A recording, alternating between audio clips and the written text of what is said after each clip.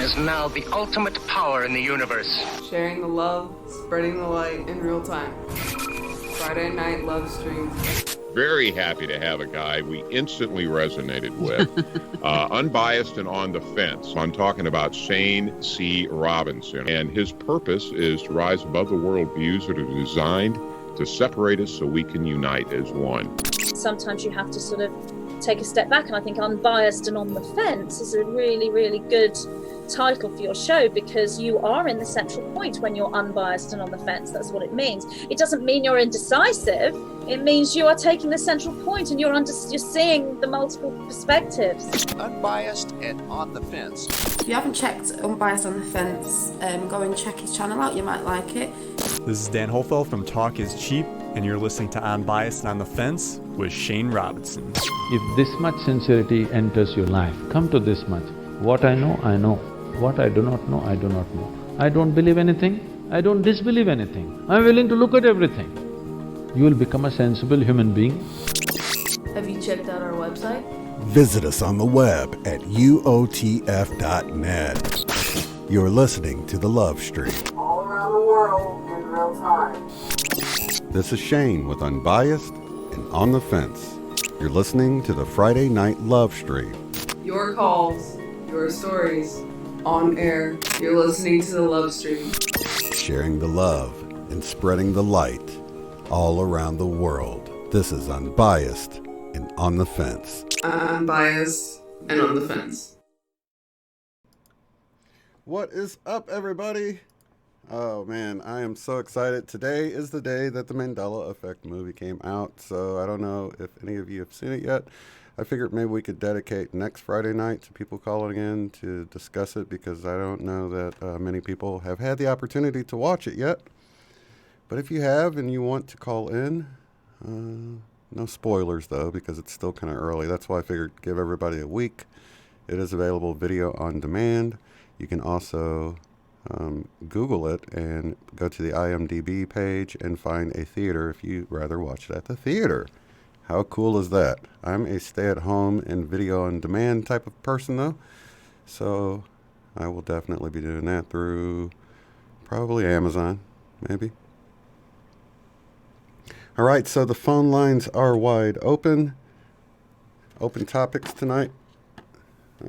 Anybody can share whatever you're dealing with. I know that we didn't get to talk about Ascension symptoms or anything like that Tuesday. We had to pass on that show. And I do have some other cool stuff coming. Sherry and I recorded one, but I still have to edit it. But it's going to be about the Yesterday movie and the synchronicities and cool things we found in there, little Easter eggs and stuff. But I'm still working on that one. And so, yeah, let's start up some Wingmakers music and wait for someone to call in. Let's do this. What do?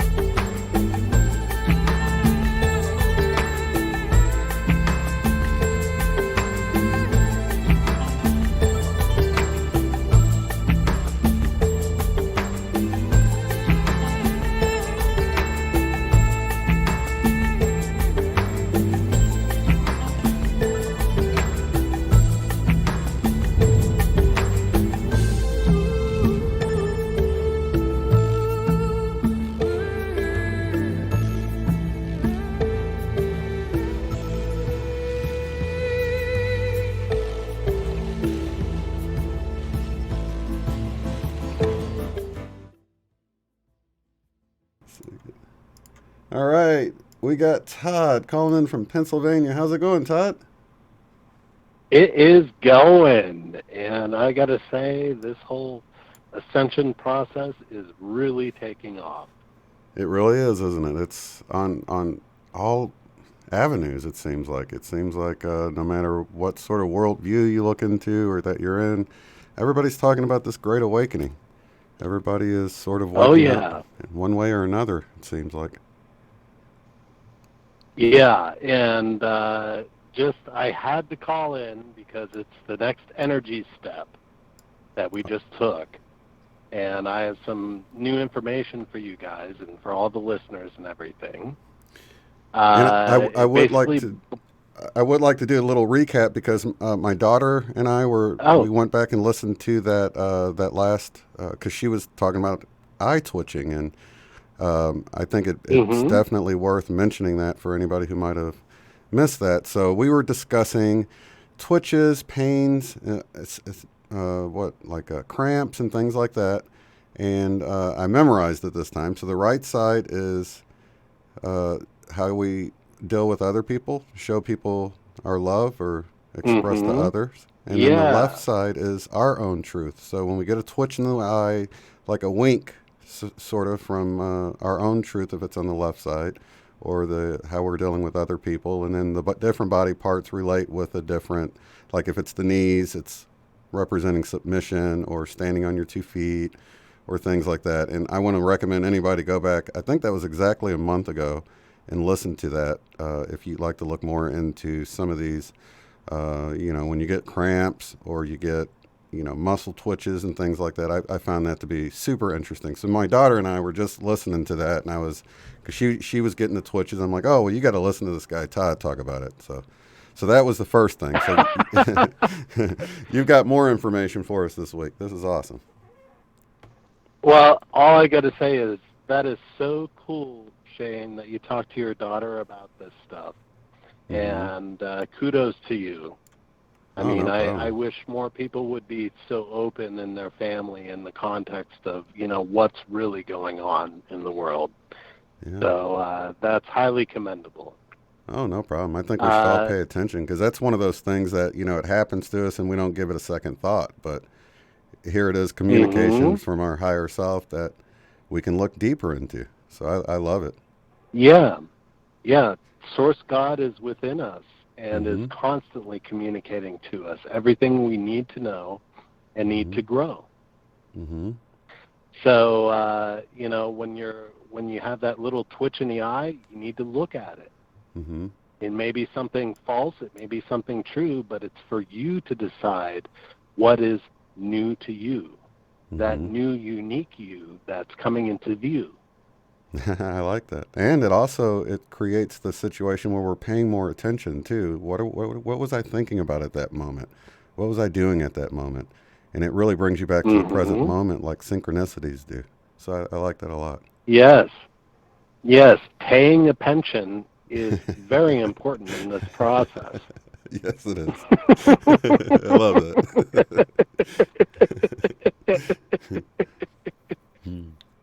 So anyway, just to update everyone on the thing that I had to call in about. It's about a video that I came across on YouTube by Jessica Delmar. She just released it today.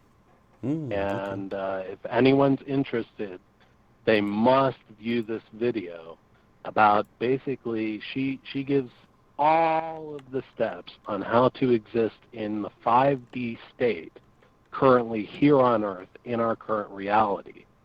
She relates what our inward process is and how we communicate to ourselves, and relates it to the outward process and how the reality is communicating to us. And she ties it into a big, beautiful 7-step, exposition on how it is to simply exist in 5D here on Earth. And I thought it was very important that anyone who's interested really take it's just a half hour of your time to view this video. And her name is, again, Jessica Delmar. And the video just came out today. So that's really the biggest portion of the update that I wanted to give to everyone. Okay, I want to let you guys know that I just pasted that link into the chat box. That's what that is you're looking at there. That's to Jessica Delmar. Awesomeness. Yeah, and it's called... I tried to do the same thing, but I didn't have administrator keys to do it. Oh, right. Yeah, I have to fix that for you. So it's Jessica Delmar, and the video is actually called Freedom from Suffering, and it just came out 12 hours ago. Very nice. Yes, freedom from suffering. Because that's exactly when you're living in this 5D environment, you are free from suffering. Because you realize everything that is happening to you is a part of you teaching you to be true to you. I really like that, Todd, because more and more this keeps coming to me. It's like, and that moves you out of the whole victim mentality thing. You know, when you think that you're sort of on this prison planet, and you're being attacked and you're being suppressed. I mean, you can look at it that way, but there's a higher perspective you can look at it, and you can, because I mean, how many kids are sitting in class and are like, oh, I'm in prison, I don't want to do the schoolwork, I don't want to learn algebra, and you feel like you're trapped there. But, you know, there's a higher perspective of knowing that, hey, I'm here to learn. I want to learn this stuff. It can be beneficial to learn this stuff. And you just move completely out of being the victim in the school to being there as a student and learning. And life's really no different. And that's been coming up more and more for me. Oh, yeah. You know, Source is the source of true love. And he wants us to experience it from above. But to begin with, we have to look within to see exactly what it is that we're so negative in our sin. And when we realize that we're just dwelling in a negative space, we can join this vortex of oneness at a accelerated pace. And that's exactly what she discusses, is this vortex of oneness that we enter into when you're encountered with a situation that may not be true. So you step back and you look at it from a detached perspective and try to realize you shouldn't judge that other person. That would be apprehensive. Yeah. You perhaps need to step back and to realize that they're just giving you a piece of the puzzle of you, something in the mirror that may be true, that you may need to integrate into you. That's absolute. I like that. So that's exactly what she goes through. She goes through this whole process of when you encounter things in 3D that set you off, that set you aside, that make you abide, that you cannot derive. It's just something that upsets your whole apple cart. Right. And you don't want to depart from the true source that is you, that is true, that is within this 5D environment, absolute. So you take it within to look at both your circumstance and their circumstance to begin. And you consider the whole oneness vortex of this absolutely bewildering thing. So when you look at that from a detached perspective, you can see what is true to you, what you need to give them that's part of you, that gets you through. Okay? Rather than taking from them or giving them something that's not true, it's about absorbing the mistruth within you, realizing it's not part of you, simply smiling and stating what is true to you. And, you know, that's basically what it boils down to. And when she talks about this and living in this sort of existence, you can see how we can easily manifest 5D heaven on earth as we exist. It's available right here now. It is, and the technology is within us. It is us. And it's as simple as just, you know, watching this video, and, you know, what I would say is she's very clear in her dictation. She is excellent as communication. And everyone, like I was saying, I highly recommend her. It's something that, you know, if we can just simply take 30 minutes out of our time and watch this, we can bring this event so much sooner that we've been looking for. And, you know, it's interesting, which leads me into a few other videos that I came across this week. One other video was from Laura Whitworth. Are you familiar with her works? No, I don't think so. Laura Whitworth? Yeah. She's a QHHT practitioner over in England. And she has very many interesting videos on the event. And she's more or less obsessed with it, which is wonderful, because she comes across a lot of information about it.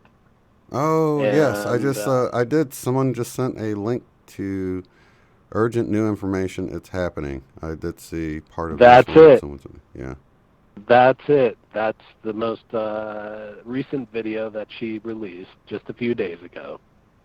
And she's talking about this exact thing that I'm talking about, which is, you know, the manifestation of increasing the amount of energy that we're bringing into this event, both within and without.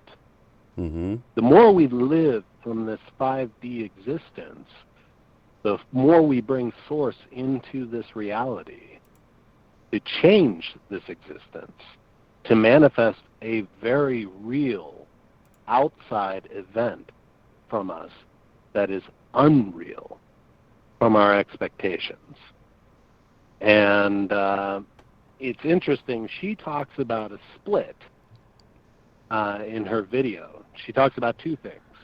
She talks about when the event wave hits, those that are ready for 5D go off to 5D, and they go off to New Earth and live on heaven on earth and all this and that, and that's wonderful for them. Those that don't quite have the high enough vibes go off to where they need to go to in the universe to remain in 3D until they can basically assimilate the lessons of 5D.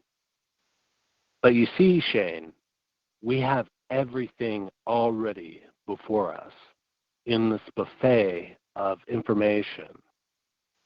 All we need to do is just eat here on Earth, and we do not need to abscond or lose anything in ablation.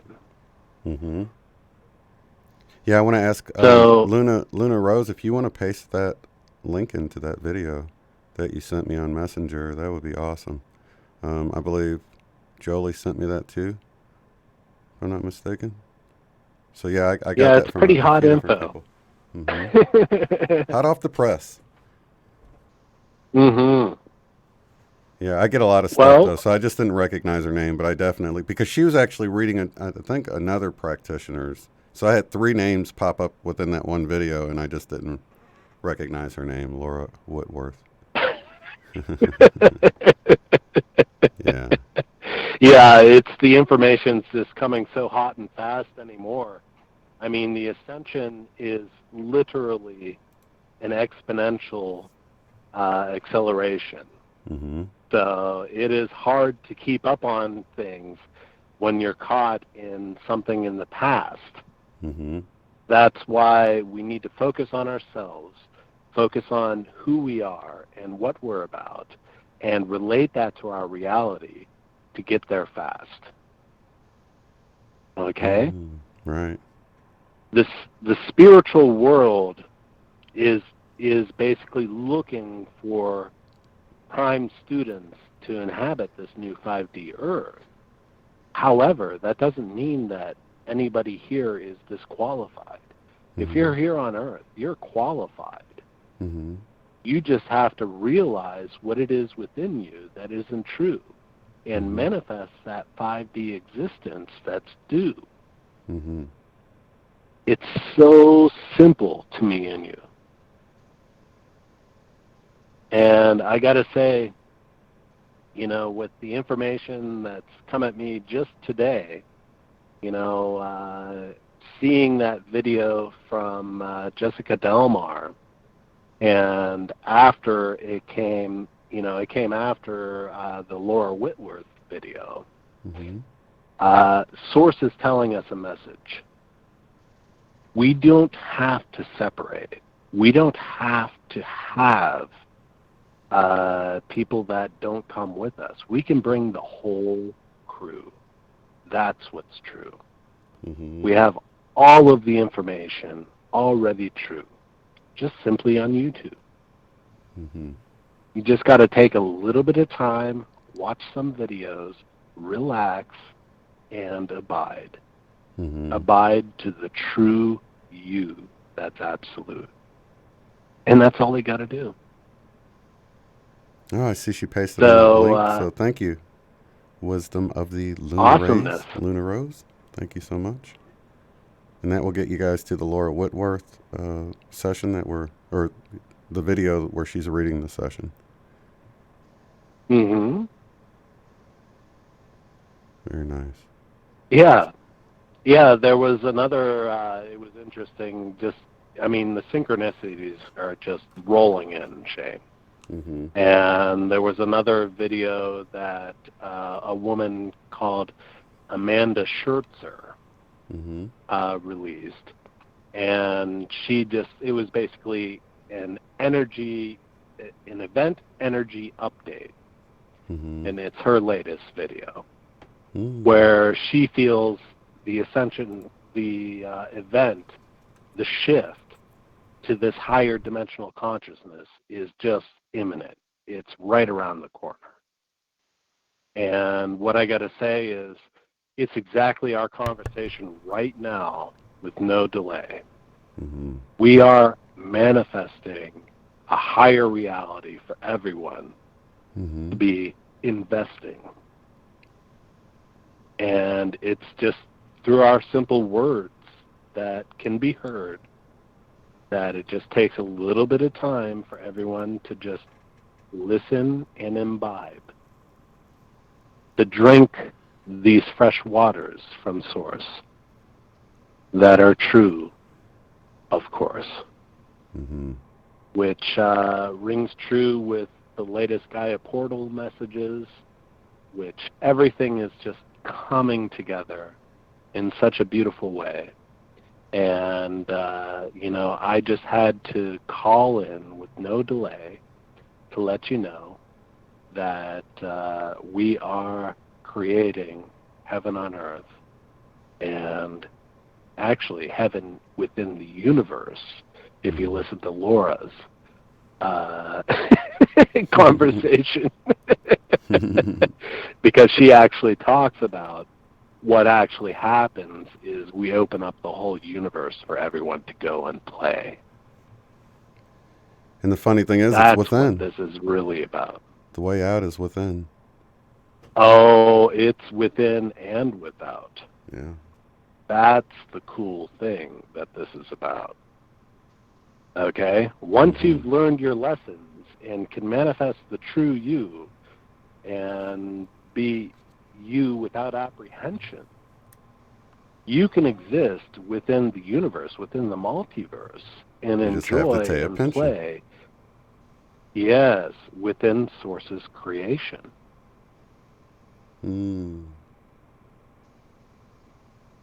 So that's literally what this Ascension event is about.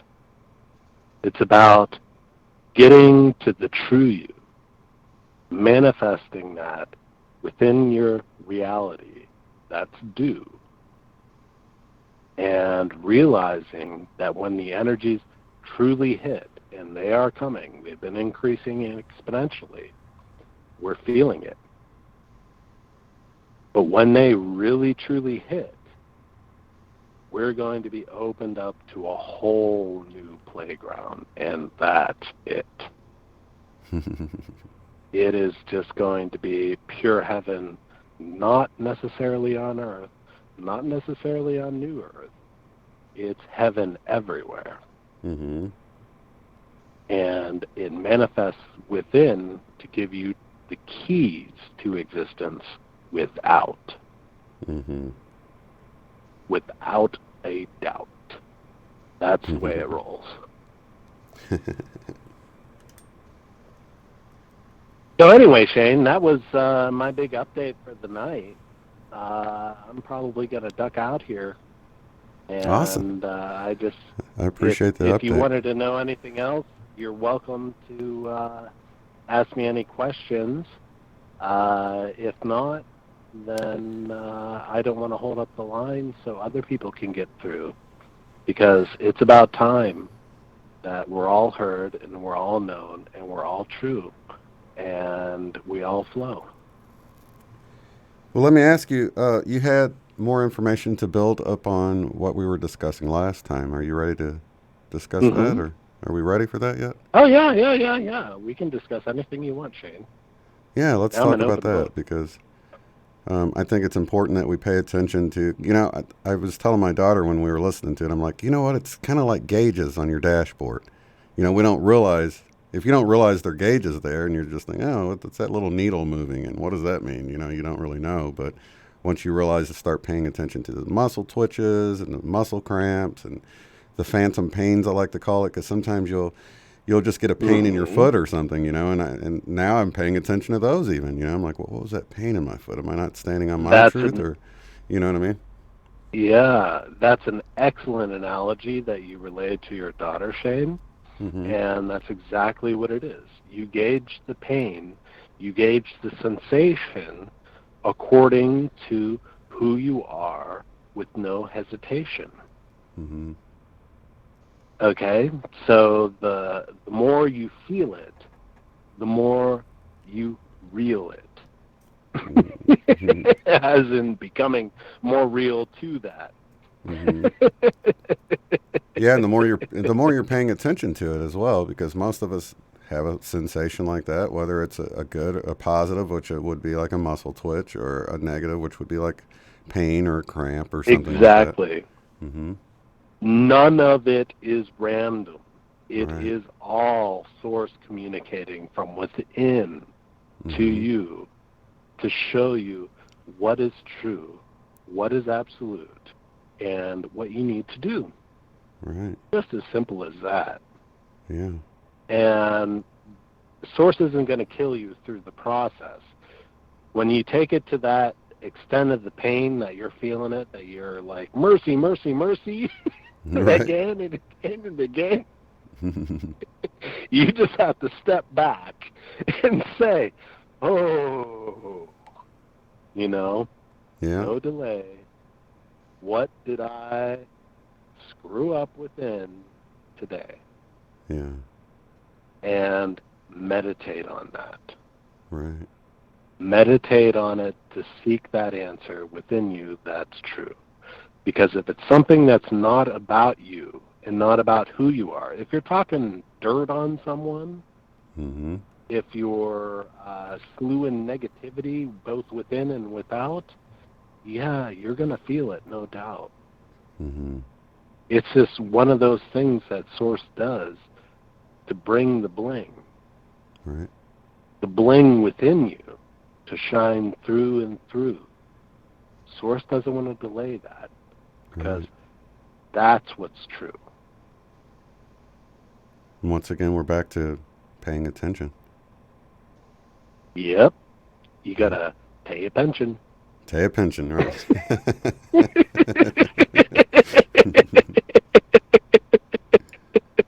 So what's the next step? Have you had any connections with telepathy coming online more? I've been noticing that the more I'm in the moment and observing my thoughts, the more you sort of seem like you're picking up on the thoughts of others, and we'll write it off as coincidental, like somebody will say something, we're like, well, I was just thinking about that, but a deeper look and you think, wait a minute, was I picking up on what they were thinking about? Were they picking up on what I was thinking about?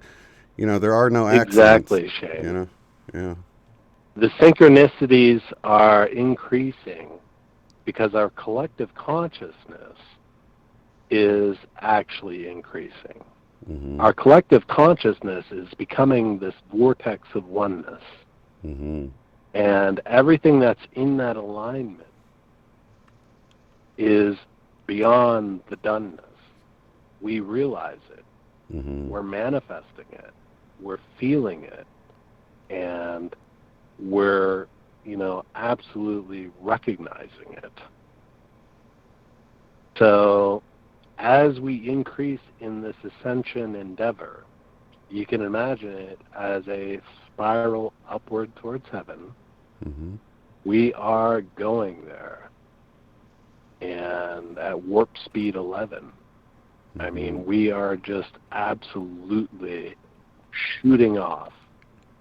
And there is nothing to scoff. Mm-hmm. It's something that as we continue to ascend to the heights that we are with to begin, mm-hmm. we are going to manifest that true being within. And it's a vicious upward spiral where we just forget about the negativity. Yeah. It's been. Yeah. It's been. It's done. Yeah. And another thing to build on what you were saying, Todd, is we often we hear not to judge others, but I've also noticed people will notice synchronicities and they'll seem like maybe negative, and they'll judge a situation as well, and sometimes they'll get the wrong idea from a synchronicity. They'll think of it, well, is this saying this or that or whatever, and I think it's careful to take the information as it comes in as well and not judge it too much either, because sometimes you'll jump to the wrong conclusion about something and the truth will be hidden from you because you sort of applied what you thought it meant too early, you know what I mean? Instead of just letting mm-hmm. it breathe a little bit and observing it, from a distance. Yeah, don't worry about it. Step right. back, relax, look within for the real truth to begin. Yeah. Don't look for it in your outside environment until you latch on to that true you that there's no denying it. Mm-hmm. Okay? Yeah. Once you look into that true you and find that little nugget of absolute, you can then go out into your environment mm-hmm. and manifest something that is great, that we aspire it. Mm-hmm. Okay? And this is exactly what Jessica Delmar talks about in her videos that I recommended that video today. So this is just, it's excellent the way the synchronicities are leading up to everything. Mm-hmm. And Source has got this. Nobody should be led astray at this point in time. They need to relax and enjoy mm-hmm. this time. There's just something magical that's going on, and it's only increasing beyond. So, Shane, that's one of those things that we just can know within that we're taken care of to begin. Yeah, trust is a huge factor. Trust it. Yeah. Trust it. Trust it. And love, love, love. And truth, truth, truth. And try not to get too caught up on what's uncouth.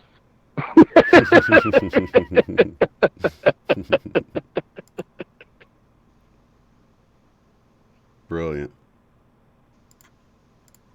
That's awesome, Todd. I really appreciate you chiming in and letting us know about that, because I'm subscribed to Jessica Delmar, but I'm subscribed to so many people. I don't know if I didn't get the Well, hey, YouTube's been playing lots of games lately, and especially in the Ascension realm. Yeah. And well, we got word of mouth. I actively go over every website that I'm aware of and spread it actively word of mouth to everyone that I know. Right. And I recommend that to everyone. Don't rely on their subscriptions. Right. Don't rely on ringing the bell. Yeah. It's time that we take this in our own hands and own that truth as well. For everyone, I would recommend that, especially through these tumultuous times with their new TOS. BS. Sorry, did I say that? I didn't mean to say that. Well, like when I was talking to Magenta Pixie, they're using algorithms, and we can totally beat the algorithms, guys. I mean, if you think of it that way, that they just can't keep up. They have to have a machine or a computer to try to control things, but it's easily, I mean, you can easily get around that just by sharing it on Facebook, just word of mouth, like people sending me emails. That's great. Send me an email if you've got something. Actually, email is the best way to contact me, just so you guys know. That's the surefire way. If you send something through Facebook, it might be a while before I get to it, because I basically just use Facebook for notifications, and same way with Twitter. But email is definitely the best way. Or you can go to the site uotf.net and contact me through the contact page, and it will come to my email as well. So whatever's easiest. But yeah, we can totally beat any sort of suppression just by spreading the word, just like you're doing, Todd. I appreciate it. Well, that's exactly what we're doing, and we're doing it actively, and we're doing it together, and we are manifesting a new world together that is really, really interesting, and I just can't wait to see the results of it. Yeah, it's exciting times. Exciting times. And we can tap into the excitement, and all it does is help create the snowball effect where it spreads to others, and yeah, it's beautiful. Yeah, I agree. I think, we're beyond snowballing right now. We're in avalanche mode. It's coming down. Yeah. In the most positive of ways, and it's actually avalanching up. Right. If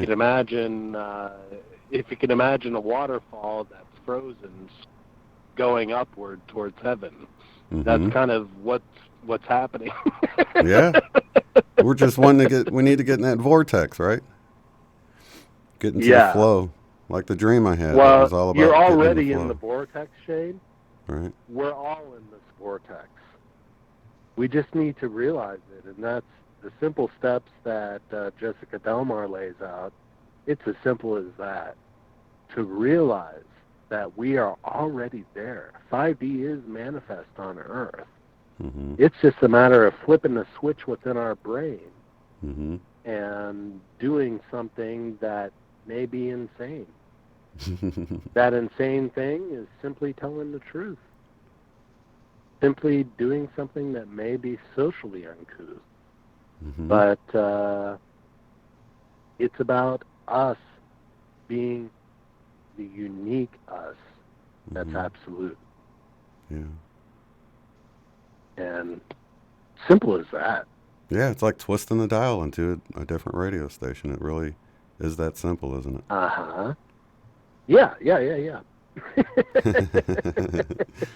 I think we get this idea that we have to be transported to 5D Earth, but it's really right here, isn't it? Just tuning in. Well, here's the way. All right. Let me give you some future information, just because I'm privy to it, and I think I need to share this little nugget. Yeah, let's hear it. So, from everything that I see, basically, we're here on Earth to master thee. To master thee, which is within. Once we master thee, we are free. Free.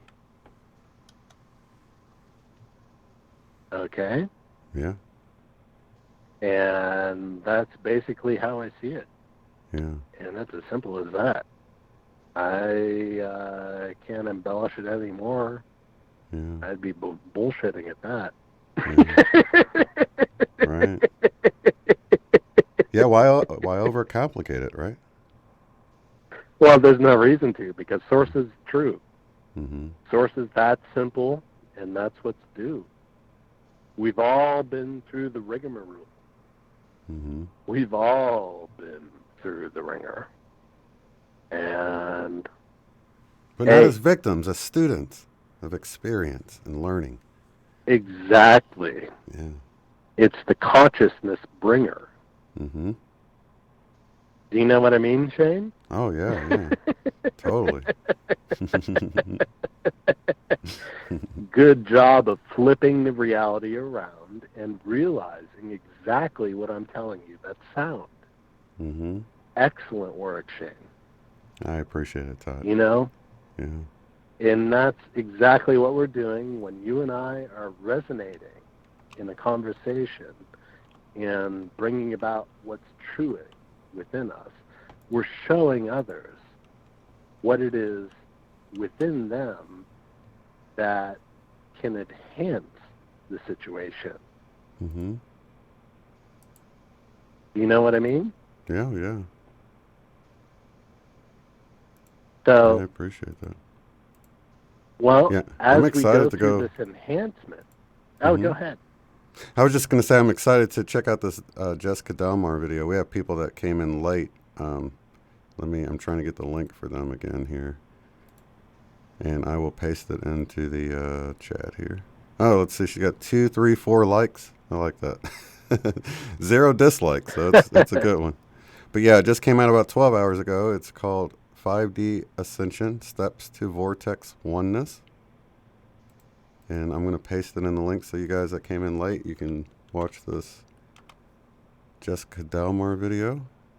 And then, I don't know if you still got it on your clipboard, Luna Rose, but you can paste that Laura Whitworth video back in there if you want. And that's the 2 videos to watch that Todd's been talking about. So yeah, I'll definitely check them out. She's fun. Laura Whitworth is a character. I mean, she is so fun to watch. Mm-hmm. She's just entertainment just to watch to begin with. So it's worth your time just to invest in that. I know it's a little bit of a long video, but she's a ball of fun. Mm-hmm.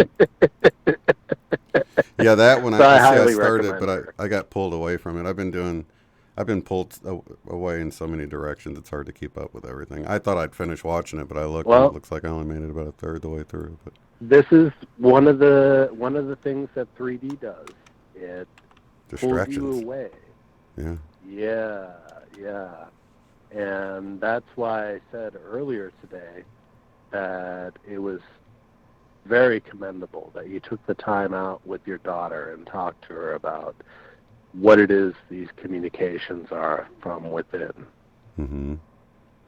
You know, that's really, really cool, Shane.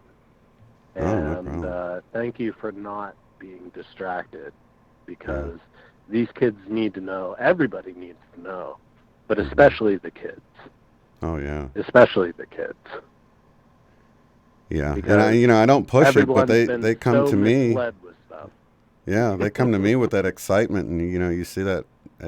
I don't know, that excitement getting ignited inside of them, and they're asking about stuff, and I love to see that in people, especially my own kids. So whenever it's like that, I like to sort of fan the flames, if you will. You know what I mean? So. Heck yeah.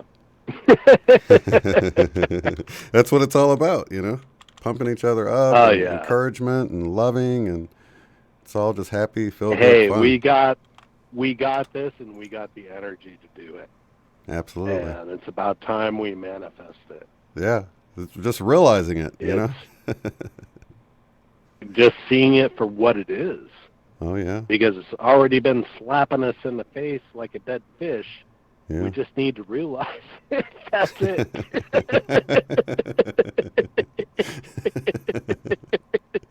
Good stuff, buddy. Good stuff. All right, Shane. Lots of love to you, brother. I really end the conversation. Yeah, I appreciate you calling in and doing the word of mouth thing, man, because that's how we beat the system, Oh, it's already beat, and it's time we all enjoy. Yeah. I mean, all of this, these are Christmas gifts that we got. Absolutely. And it's that time of the season for not. I mean, we should be enjoying this because this is our sweet song to Ascension that's taken so long. Yeah. So I'm just kind of kicking back in my chair, having a good conversation with my friend Shane here. And, I got to say, it's been great, Shane. Thank you so much for having me on. Oh, thanks for calling in. I look forward to the next time we talk, but hey, I might be gone. If things open up and I get to go to another place in the universe before now and Christmas, I'm sorry, man. I'll see you on the other side. And that's where we begin. Absolutely. Thank you so much, Todd. Lots of love to you, brother. All right, take care, Shane. All right, later. Merry Christmas, by the way. Yeah, Merry Christmas to you, too. Bye-bye. All right, bye.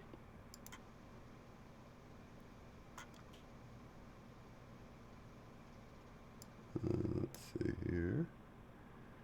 All right. You know what, Suso? You should call in, man. I've been really enjoying your videos and just totally resonating with it. I don't know if you have time. I want to have you on anyway, but I mean, it'd be cool to chat with you if you got the time. And anybody that's not subscribed to Suso, I really love how, everything you've been saying on your videos is like, man, that's totally, like the whole label thing and all of that stuff. I've been trying to get away from labels. Unfortunately, whether it's the Mandela effect, the quantum, you have to use Mandela effect or people won't find you. You have to say God or source or something or people won't know what you're talking about. But language is just so limited, And it's never more apparent than, when you're madly in love with someone and you think, oh, love just isn't good enough, I was listening to that Michael Bolton song earlier. I said I loved you, but I lied. And I was like, oh, I forgot about that song.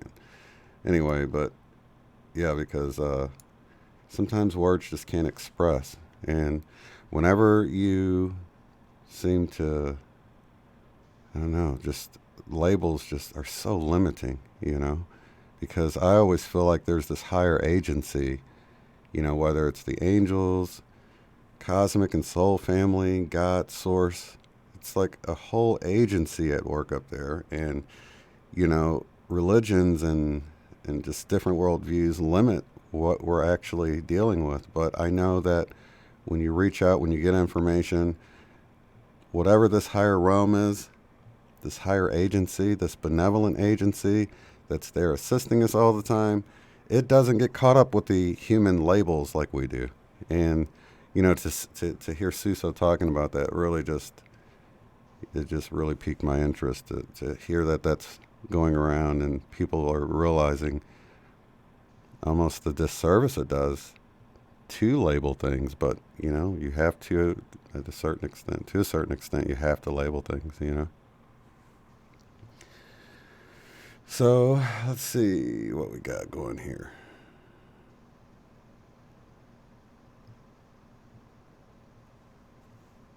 What else were you talking about, Suso? That?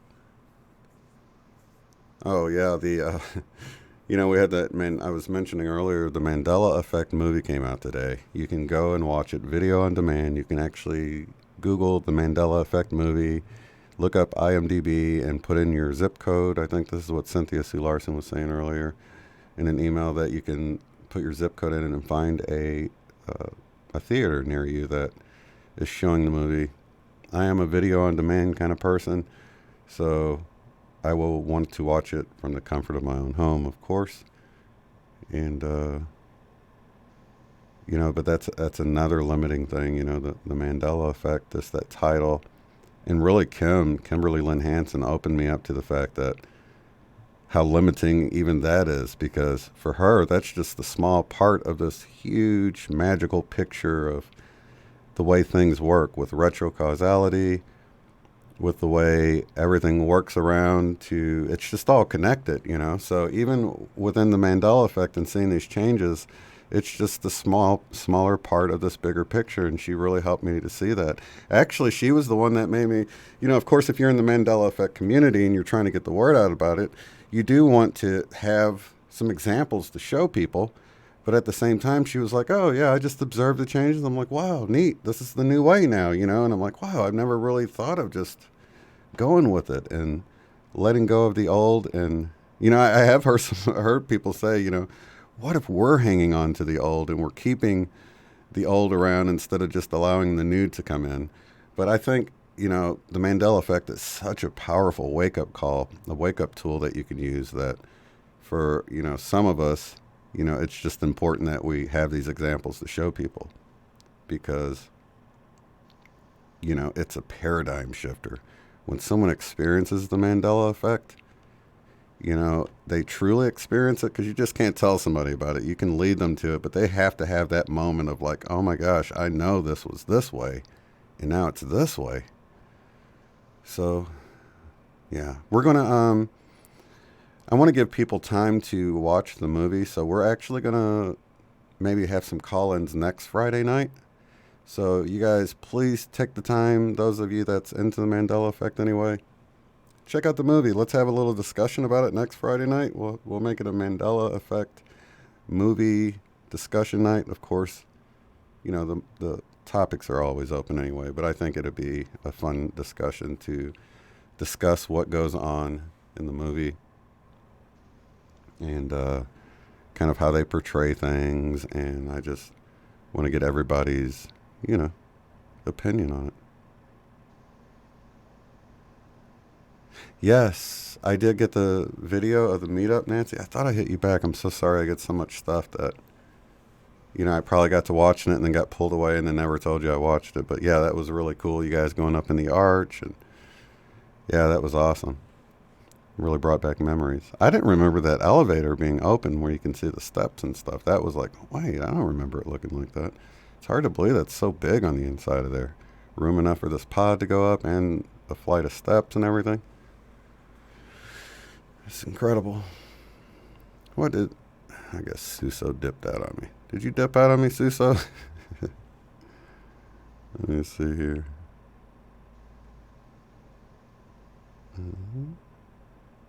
Biker Babe is lurking. Probably working. Sorry.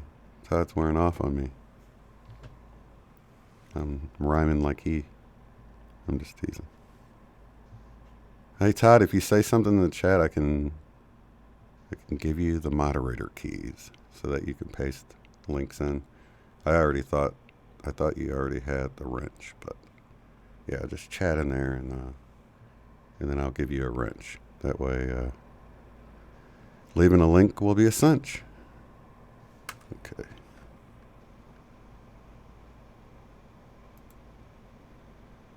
Suso. Actually, for you guys that if you have any problems calling in ever, you can actually go to the link as well. If you're on a computer, or even on a phone or a handheld device, you can just open your browser and go to the link. It is now just below. It's talkshoe.com/show/love stream. And that will allow you to just call in from the internet. So anywhere in the world, there's phone numbers for all the different locations you might be: Australia, Canada, Denmark, Finland, Germany, all the way around the globe, United Kingdom and the United States, pretty much all of the English-speaking world. There is a phone number. The show ID is the same. So you just call your number, enter the show ID 1477973, and it will let you right in there. Just skip the PIN number part and hit, what is it? *2.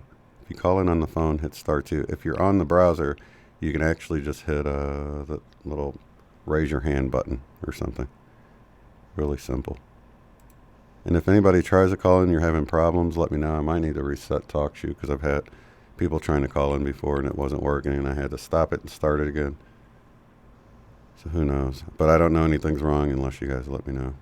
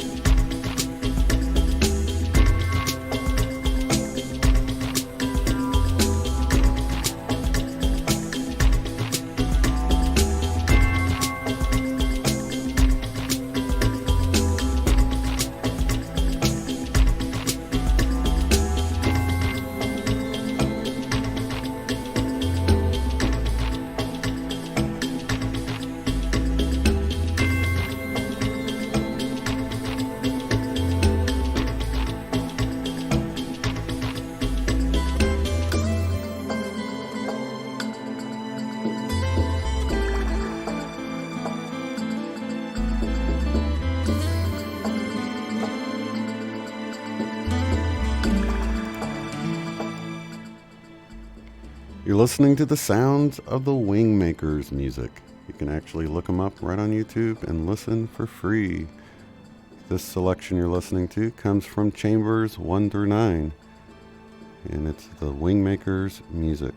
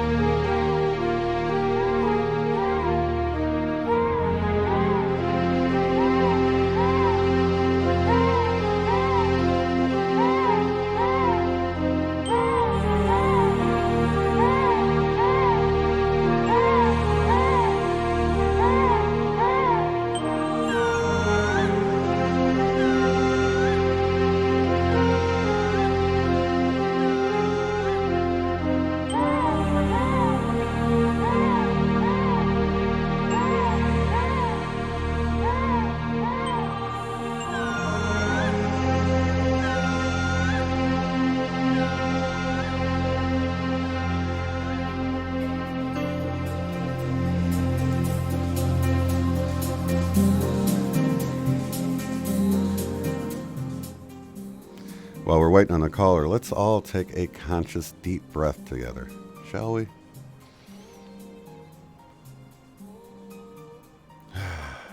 Sigh when you exhale. Just really breathe in that bliss. Just really connect together in this moment of love. This eternal moment of now.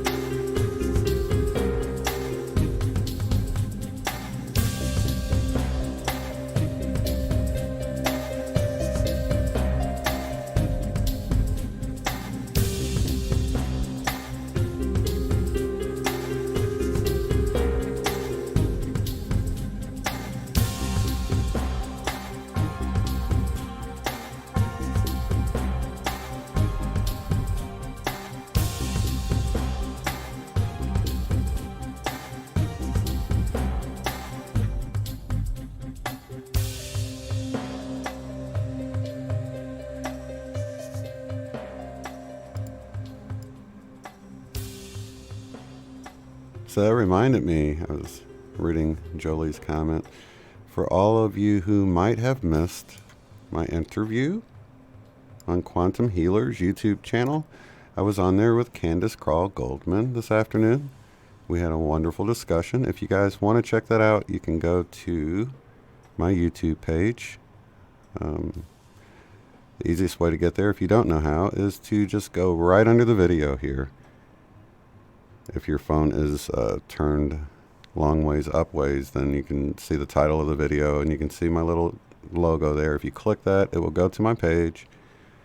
It will lead you away from this video if you do it right now, but that's the best way to get to my page. And then under the community tab, you will find the link to go watch our interview. So check it out if you'd like.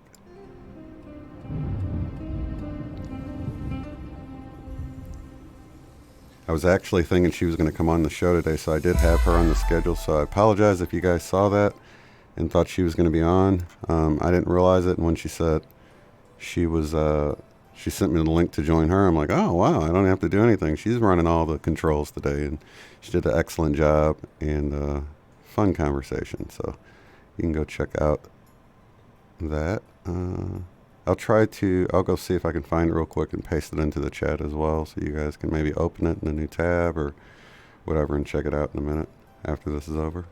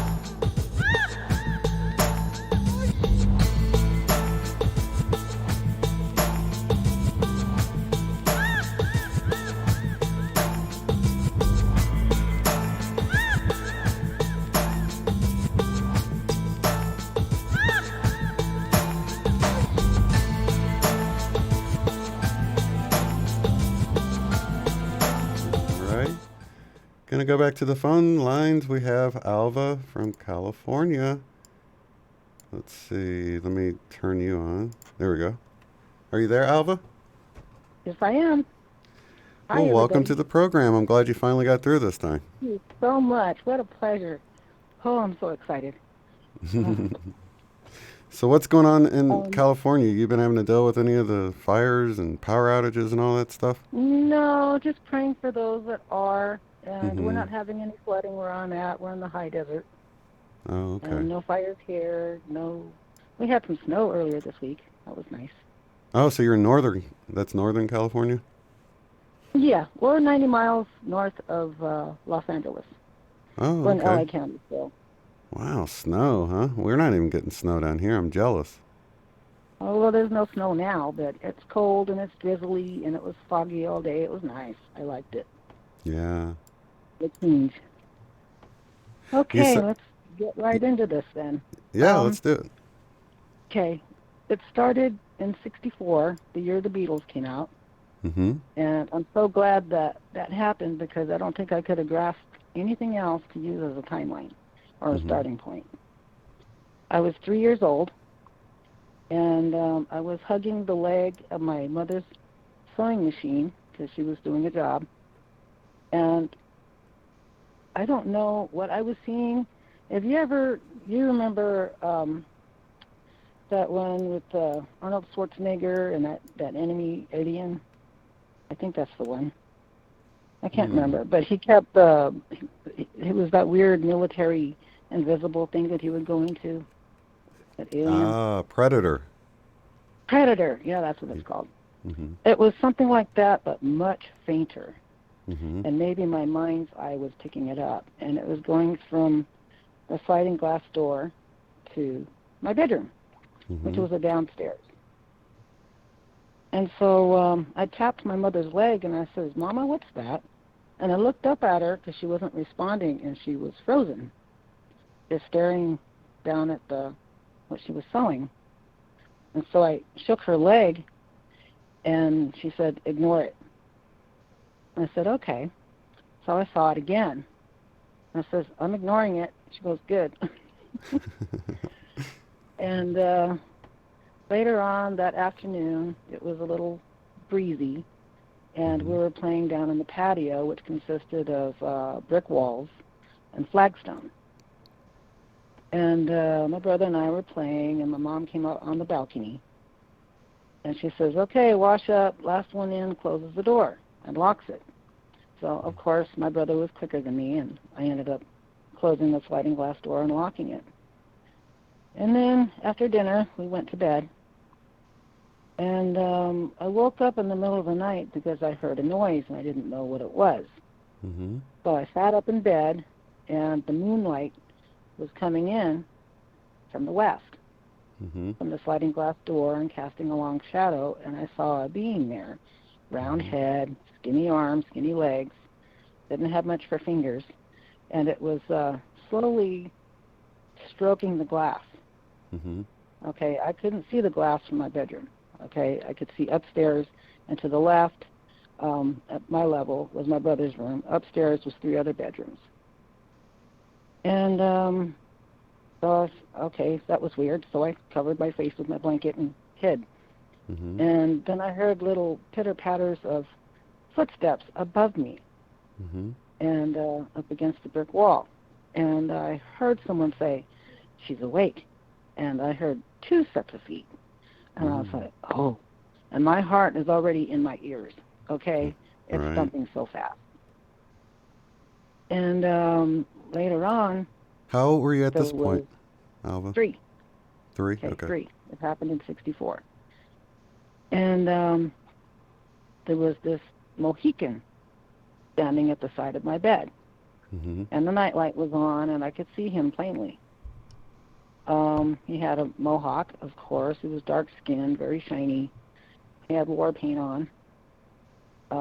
He had a breastplate on, which consisted of hair bone and porcupine quills, and he had a couple of armbands on. He had a tomahawk in his left hand. Mm-hmm. Okay. And he had it raised up, and I go, "Are you going to hit me with that?" And so when he put his arm down, then I could see he's wearing a breechcloth, breechcloth, and moccasins. Very muscular guy. And he glared down at me, and he goes, "Who are you?" And I realized that his mouth didn't move, and I heard him, and that was new to me. I never heard of ventriloquism. Right. Whatever it's called. What do you think? It was telepathy, though, or do you think? Now today, yeah. I think it was telepathy. Yeah. Back then, I didn't know what it was. It just scared me. Right. So he asked me why I was there, and I told him my daddy lives here, my mommy lives here, my grandma, my great-grandma, and my dad's whole family, except for one brother who's still in California. Mm-hmm. And my brother. Okay, I don't think my sister was born yet. She was born in 65, I think. What do you think, Nana? Can you type that in? Anyway, he disappeared because I was calling out to my Aunt Sarah, who was sleeping in the same room I was. Mm-hmm. And he disappeared, and I'm like, oh, wow. He disappeared, and I could see her stirring, like, she was having a fitful dream. And then he came back, and he goes, "Who else is here?" So I pointed out all the bedrooms, and all the bedrooms downstairs, and who was in there, and he goes, "You better not be lying to me." So he disappeared, okay? And I'm following him. For some reason, I knew I could follow him without seeing him. And he went into my brother's room. I heard a noise. Then he went upstairs, went into one bedroom. I heard a noise. And then he went into my parents' room, heard a noise, and, opening and closing the doors. I could still see all 3 bedroom doors. And then he went into my grandma's room where my other aunt lived, was with her oldest daughter. Then he came back downstairs and then went into my uncle's room. And so my youngest Uncle Bill, he's not here with us anymore. And then he came back. And it gets kind of confusing here. I should have wrote this down. But after he disappeared, I still felt like I was not alone. I felt eyes on me. And but before he went upstairs, he made me lay flat, and I was frozen. I could not move, but my eyes, I could still see. Still follow him with my eyes. Then I had sat up, and I felt a presence at my bedroom door to the left. And I shook my head, no, I don't want to go. And all of a sudden, I was out like a light. My grandmother came in during the night or early morning and was putting mentholatum rub on my chest. And I says, Mama, we called her Mom at the time because she didn't like to be called Grandma. Said, Mom, there was an Indian in the house. And there's a joke within my family that says we always said the Indians did it whenever something bad happened. And I'm Native American, okay? So I didn't know that back then. I thought I was just Mexican. So the next day, I was upstairs, standing by the front door. I had just come in. And my dad was getting ready to work, but my mom was on her knees. And she was putting ointment on my dad's belly button. And I says, Mama, I have one of those. And I lifted up my sleeve and showed her this upraised triangle on my right wrist. And then my dad just, grabbed his pants and he goes, get her out of here. And I says, why? We have the same thing. What's wrong? And so she made me go out, and I went out crying because I wanted answers. Okay? So, okay. Shoot on down to 1989, January 17th to be precise, around that time. It was before my daughter's first birthday. Excuse me. I was at my future mother-in-law's house, and I was looking at her tiny bookshelf, and she had a few metaphysical type books and stuff, okay? She was into homeopathic healing. And I saw this book called Communion. I thought, oh, she likes Catholic stuff. So I pulled it out, and lo and behold, there's a picture of an alien on it. I'm like, what? What's communion got to do with an alien? Right. Put it back. Didn't even open it. It was by Whitley Strieber. So I went in the kitchen where she was cooking lunch, and I said, so-and-so, what's that book about? And she goes, what book? And I go, there's a picture of an alien on it. And she stopped. She looked at me. She goes, what? And I said, it's called Communion by Whitley Strieber. She goes, bring it to me. I said, okay. So I brought her the little paperback. And she goes, oh, I can't even remember where I got that. I think Dale got that for me. So what about it? And I says, can I borrow it? And she says, yeah, you can borrow it. And I said, cool, thank you. So I just put it in my purse. And I was just itching to just open it up, okay? But I waited until I went back to Monrovia. I was staying with my fiance's grandmother. And so one morning, I opened it up and was reading it, and I read it every morning. I was reading, certain parts every morning, and I came to the part where Whitley Strieber is describing the little brown fuckers. Excuse my language. And I thought, oh wow, I felt queasy. And I felt this energy, and all of a sudden in front of me, in the window, was a bunch of television screens, and they were kind of bubbled. Okay, there was old-fashioned television screens. In each one, there was a catastrophic event happening, like floods, fires, wars, famine, all kinds of things. And I think there were like 9 to 12 different screens, and it didn't fill all the way up. When I said, God, make it stop, make it stop. And I'm trying not to scream because my grandmother-in-law was in the living room. And I slammed the book shut, and I threw it across the room to my left, and I says, oh no, there's a big, beautiful squares of mirror that had a depiction of a clipper ship. And I thought I was going to break it because her eldest son made that for her, and he was deceased, and I was afraid I'd break it. Well, the book opened up and then slid down. I was like, that was weird. Good. Okay, the mirror's not broken. And I buried my face in the pillow and started screaming because it was so painful. It was like my brain was just over filling with knowledge. And all of a sudden, everything became clear. Everything that happened when I was 3 years old. And I sat up and I go, oh my God. I was right. I knew something was there. They couldn't hide everything from me. But I was always telling the story about this Indian ghost that came to visit me. And now I have a different story to tell. And I've been waiting for years for this kind of forum to open up to where I can share things. So thank you so much for having this. Thank you for sharing. I really appreciate it.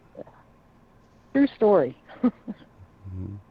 And, okay, when I was 16 years old, living in Silverbell, a small mining town in Arizona, I was doing dishes. And then I felt this weird energy come down from my head down to my feet, and I felt heavy. So I kept my energy up and went back to the bedroom where my mom was folding laundry, and I said, Mama, I don't feel good. Can you turn the dishes off? And I fell to the floor.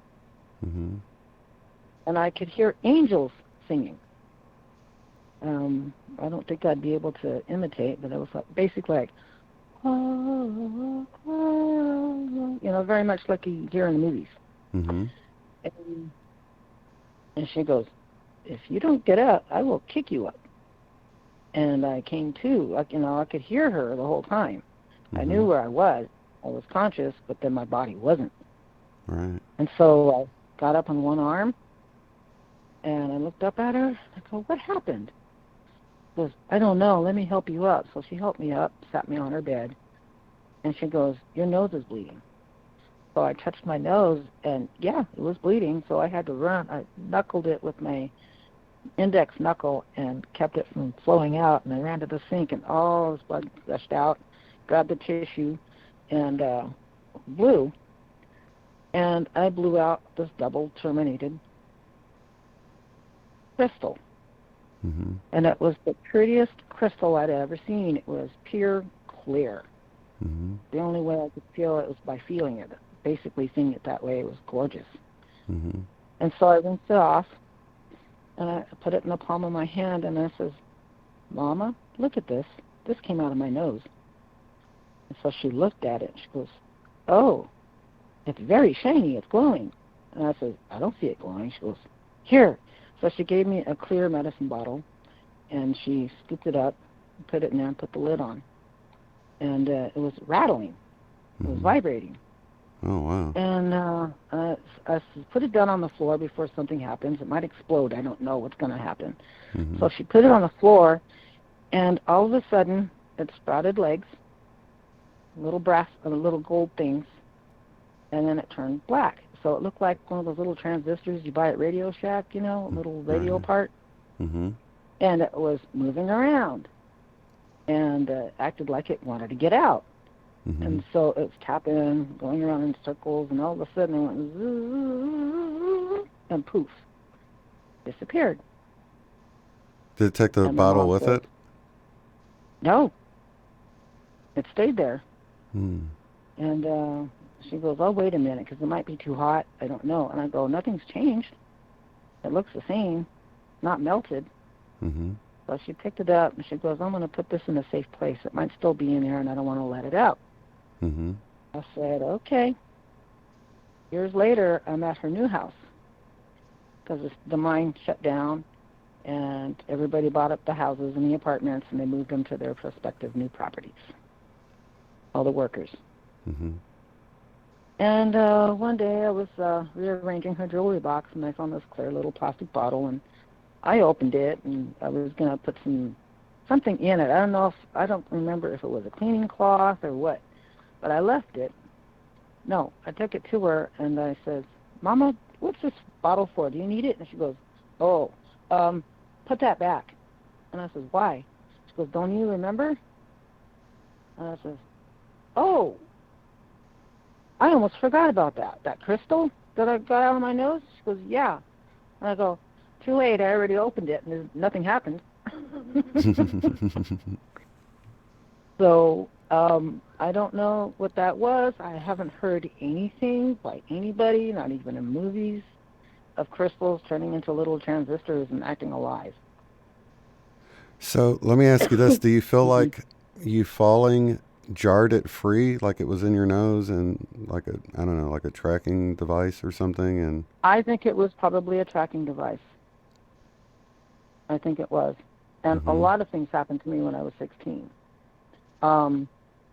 Having a dream where I was at night working on a road, and it was massive black behind me, and I could see the dirt in front of me, and I'm using a shovel. I'm someone from the 1950s. I'm a man. I had wounds on me, bullet wounds, knife wounds, whatever, and my shoes are ragged, my jeans were cuffed.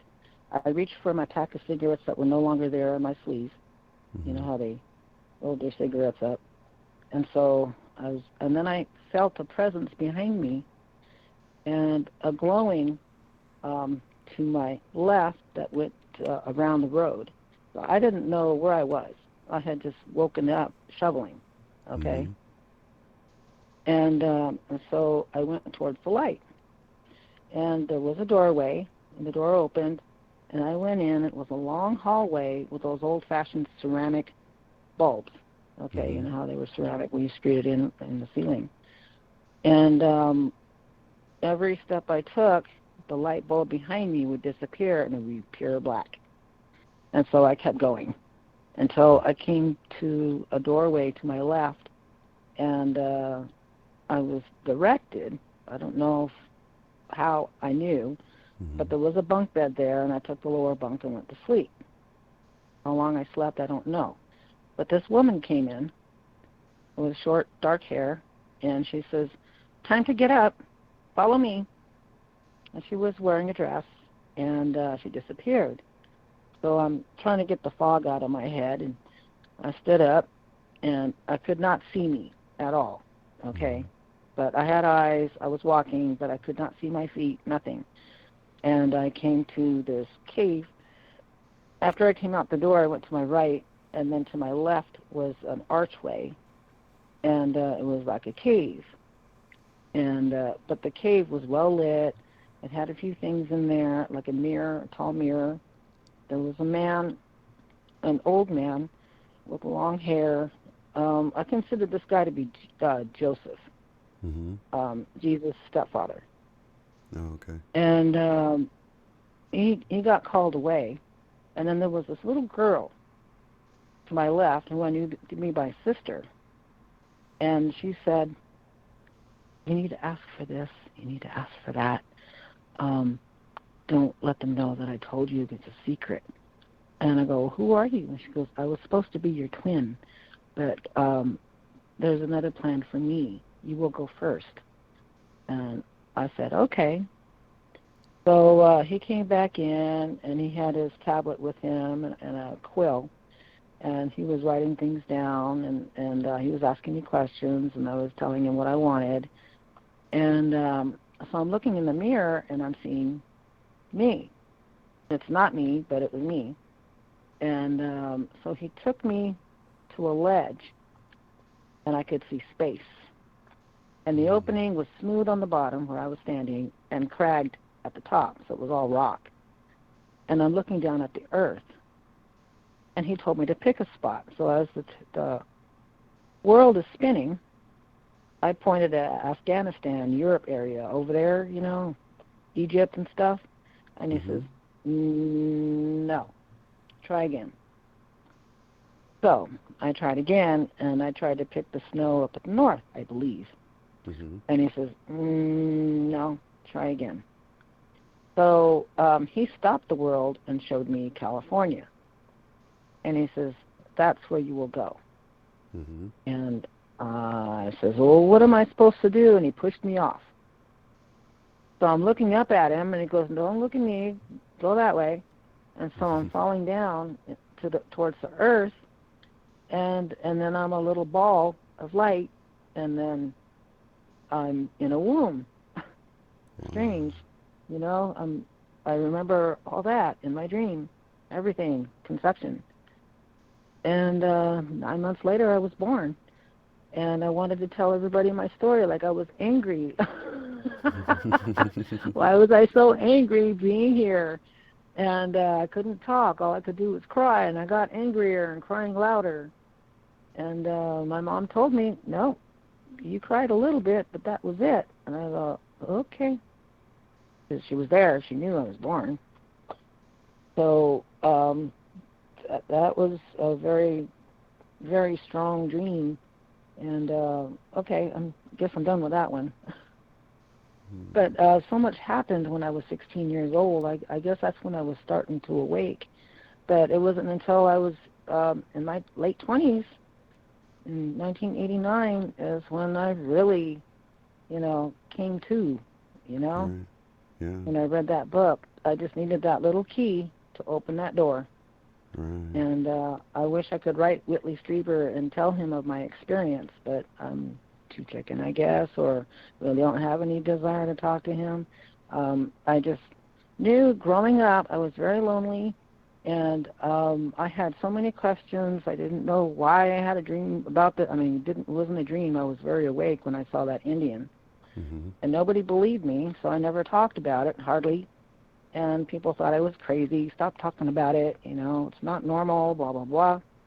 And I was You're like, that's why I'm talking about it. Yeah. Yeah. You know, your story reminds me of, I had an author on, her name was Sherry Wild, and she has the book she wrote called Forgotten Promise. And a very good book, but she had a lot of similar things that like came in. I think it was right around 89 too, when she realized all these weird incidents she'd had when she was younger, what they all meant, and a lot of them she had forgotten all about it, but it was her family that, it almost sounds like, you know, what you're talking about, where they sort of kicked you off the edge and sent you down here. She had forgotten she agreed to come down here, and she would get taken up in the ship and not want to come back and things like that. But I wanted to ask you, because it sounded like when your mom, just to back up a little bit, your mom was telling you just to ignore it, so it was like it wasn't strange to her, like she was an experiencer too. Did you ever find out any information from her? She was very intuitive, very psychic. She could read your mind. She could read your mind no matter how many miles away you were. She was that strong. Yeah. But she never shared any more information? She thought that I didn't have the mentality to understand what she had to impart. And when she tried, no, she didn't have the ability to explain. I could comprehend, she just didn't know how to explain. So I did most of the talking, doing the 20 questions, and it helped her. She had a very traumatic childhood. It was Sherry Wild. Sherry Wild. W-Y. And the book is, yeah, with a Y, and then I think her last name has an E on the end. Wilde. Okay. Sherry Wild. And the book is Forgotten Promise. Okay. Yeah, I had her on, That's so cool. you can actually search for her video in my video list. I want to say it was about a year or so ago. Okay. Real interesting stuff, though. It's amazing I how had much. asked my mom over the years, do you think this ever happened to anybody else? Are we alone in this, in our gifts, in our talents? Mm-hmm. And she says, we are alone, but then we're not alone. We're all separate right now until another time, till maybe we can come together. And I says, yes, I think so. There will be a time when people will come together. Yeah, Like which is Jesus now, called I feel forth like. his sheep, and okay. I'm sorry, what? I said just like now, I feel like, you know, the way you're able to come on here and share your story with people that totally can understand for the first time without thinking you're crazy, and other people have their stories, and other people are listening right now that you're actually I was just encouraging. so enjoying it. Yeah, when I first, to be honest, when I first heard you, I thought you were another radio evangelist. Oh, really? And I said, I listened for a little bit, and I says, okay, he sounds pretty much like all the others, but you had a nice tone. Right. Okay. Thank you. And you weren't begging for money, and I like that. And every once in a while, I'd find a topic that was different. And I said, okay, well, and then I told my cousin, Hi Viben 888, about you. She goes, oh, I've been following him. He's pretty good. And I said, oh, okay, why don't you tell me about it? She goes, I don't know, I didn't think you'd be interested. Okay, well, here I am. And I was just waiting for the right time, the right moment to share this. And I appreciate anyone who could chime in and say, yeah, something happened to me in 1989 also, or even 1988 or 90, you know? But well, here we are. I have the website forum up so people have a you know, because I know a lot of people don't want to call in, maybe they're not ready for that, but maybe they're willing to type out their story in a private, because it's a private forum. You have to, you know, sign up and get the email thing, so not anybody can just hop in and out of there, and you know, nobody really knows about it. In fact, our community don't even use it, doesn't use it as much as I'd like them to, but it is it's there, and it's a place that somebody can get their story out, and other people can read it and chime in with their experiences. Which, please, you know, people out there, please do this, okay? It's time to bring it out. Yeah. I think it's time to let go. I think so. Yeah, and definitely. I've had this story in me for so long, and I thought about writing a book because I've had so many experiences.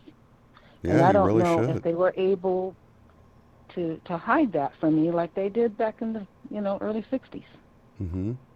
So have you considered until hypnosis? I get to the 5D, I would love that.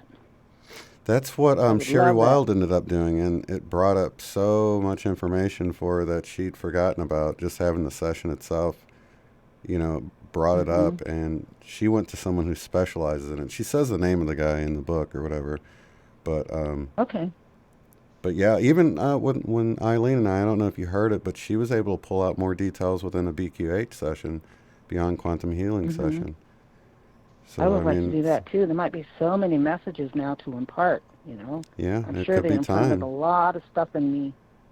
A lot. And I've had MRIs, and I says, oh, you're going to find the implants? I even joked about this last year, January 2nd, you know, January 1st or 2nd. And because I had an accident where I hit my eye, my face, my right side of my face on a door. I guess I ingested something I didn't realize I ingested, and it caused me to hallucinate. Because before that, when I was about a year and a half, 2 years old, I had my aunt was swirling me around like a helicopter. You know, she held my left arm and my left leg, and she tripped. Her heel hit a curb where a tree lifted up a sidewalk. She fell backwards, and I flew, and I hit the... My mom says I hit the dirt, but I hit hard. Okay, I was knocked out. And she got the neighbors to grab ice and fill the bathtub so she could have cold water and bring me back. And as I was coming to, there was little demons and angels fighting with each other in my vision. I could feel them crawling all over me, these demons, little red demons. And I was screaming, and I grabbed for my mom. She pulled me out of the tub, and I was shaking. I wanted these things off of me, but nobody could see anything. And finally, it was all gone. But when I hit my head, January of last year, I saw them again, and they were causing me to injure myself.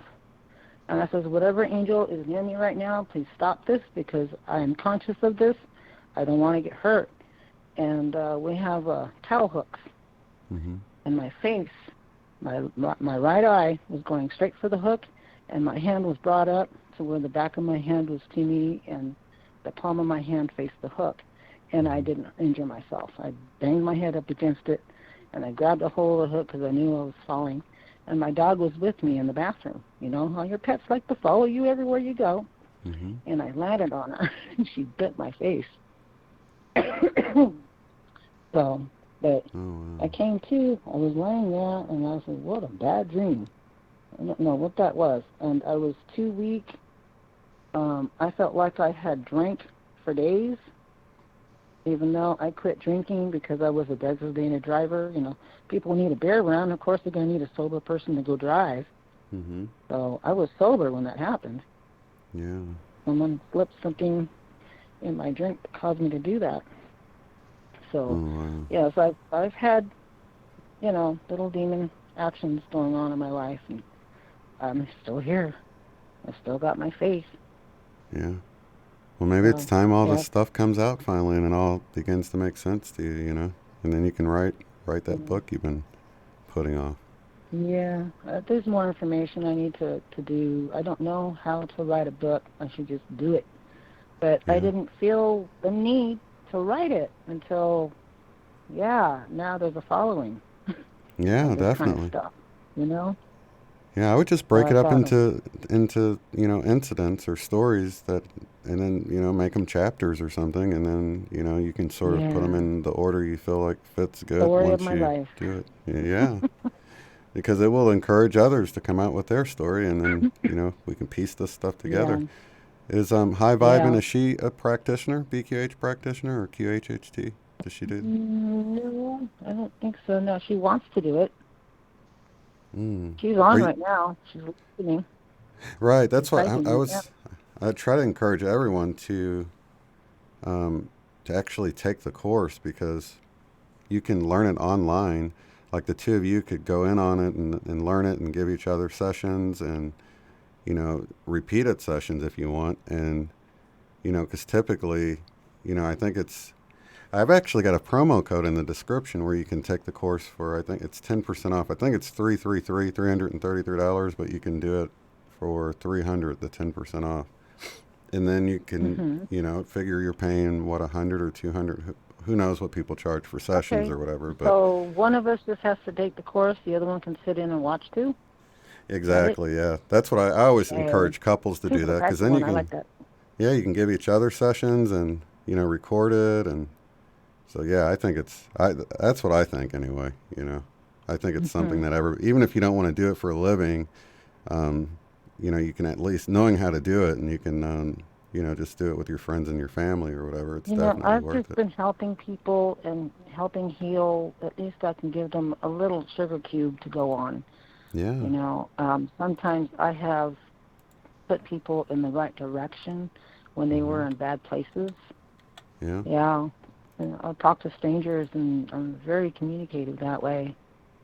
And, if I can go on, you know, to do more, if this is what Jesus wants me to do, that's fantastic. Absolutely, I'd like that. And you'll be surprised, even in the sessions that don't seem like much comes through, people get a little nugget of information that just is just enough to push them and guide them wherever they need to go along their path, you know? So it's not even like a whole bunch of information has to come through. People seem to get what they need, you know? I mean, I do sessions for people too, but I think doing it, you know, having it where you can do it repeatedly, and then guys can do it for each other, that's a way better deal probably, you know. I only charge $111 for sessions myself with the recording, but I don't even really push it too much. People come to me, you know. I can do that. Can we set up a time and a date or something? Yeah, absolutely. I have kids during the week. My grandkids. I have 3 grandchildren. One of them just turned 10. Yeah, we could do it a Saturday afternoon. They're growing so fast. Oh, I know, they do grow so yeah, fast. sometime during the week. Yeah, that sounds great. Yeah, well, let me know. Yeah, and you can either shooting me an email is the best way to go about that, but you can actually just go to the contact form on my website as well, uotf.net, and just click on the contact, and you can send me a quick message, and I'll get back to you. We can set up a time. Fantastic. Oh, I'm so excited. Yeah, and you can do it over your phone, just like we're doing it here. You put earbuds in or whatever and just get comfortable, and then I'll record the whole session, and if you have any questions or incidents you want to go over and get more clarification, what was that about? Who was this Indian? You know, I'm thinking of the Indian in the cupboard movie when you're describing that. I don't know if you ever saw that movie. He had pants. I think he had like a little bit, yeah. Yeah. So, yeah, this guy was much darker. Mm-hmm. Yeah. Anyway, I love that movie. Oh my gosh. That's such a magical movie. Mm-hmm. It is. I like magical movies. Yeah. Okay. I'm so glad you shared your story, Alva. That's you have amazing. any more questions? Thank you. Let me think. Let's hang on for a second. Let's see if anybody has. Do you guys have any questions you want clarification for? Or any part of the story? I have one more tidbit. One more little tidbit. Mm-hmm. I had a dream, or it was a lucid dream. I was awake. I can't remember which one, because I'm a Pisces and I'm kind of wishy-washy like that. Mm-hmm. My brother and I were sitting in this round room, but I could only see half of it. Mm-hmm. I didn't see the need to see what was behind me. But my brother was sitting on a table that was melded into the floor, and behind him was a bench that was round with this room that was part of the room itself. It was white. It was all white inside. And I was cold. And my brother sitting on the bed, whatever it is, the round table, and he's eating an ice cream. And I said, where did you get that ice cream? It was chocolate. And he goes, it's mine. And I says, can I have a lick? And he says, no. So I'm watching him eat it, and I feel like it's not real. Mm-hmm. So I says, Javier, it's not real. He goes, yes, it is, and it tastes good. And all of a sudden, the ice cream ball fell to the floor. And he goes, look what you made me do. And I go, I didn't touch it. It fell off by you. Mm-hmm. And we both looked at it, and it disintegrated into the floor. And I was like, that's weird. I wish Mama could see that, because she was always getting after us about making messes and not cleaning it up, and this cleaned up. Right. And I noticed in the room they were my neighbors. The neighbors that did not like us. Mm-hmm. We tried to be nice to the Browns and the Johnsons and the Smiths, okay? And they were looking at me, but not seeing me, okay? They looked drugged. And I'm saying, hi, Mrs. Johnson. Hi, Mr. Brown. And they're not replying.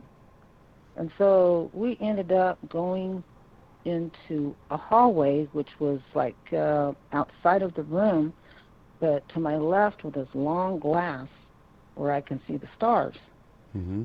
And the walkway was kind of like a grate. And the metal felt strange to me. And my brother and I were not clothed. And there were two beings standing there.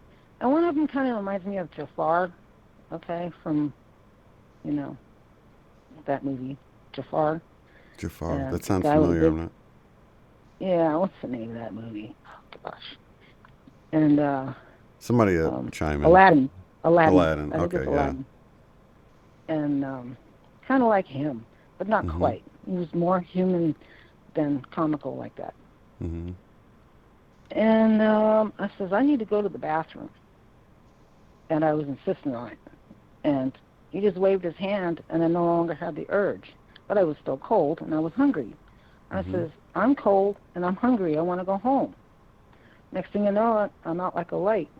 Well, before that happened, the shorter guy had my brother a leather book.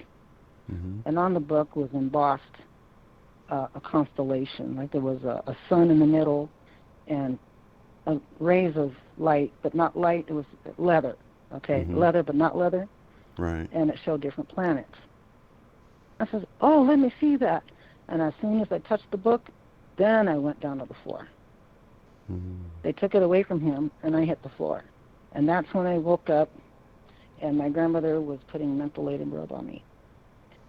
But in my awakening, there was a young lady standing at my doorway.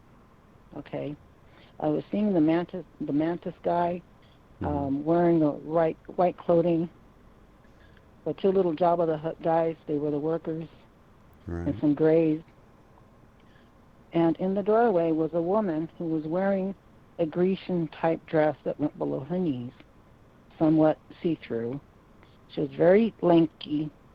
She had a larger than normal human head, larger than normal human eyes, and lips that were very much like mine, but not colored. She was very white, and she had brown wispy hair and blue eyes or lavender eyes. They were very different, and she pointed out the door.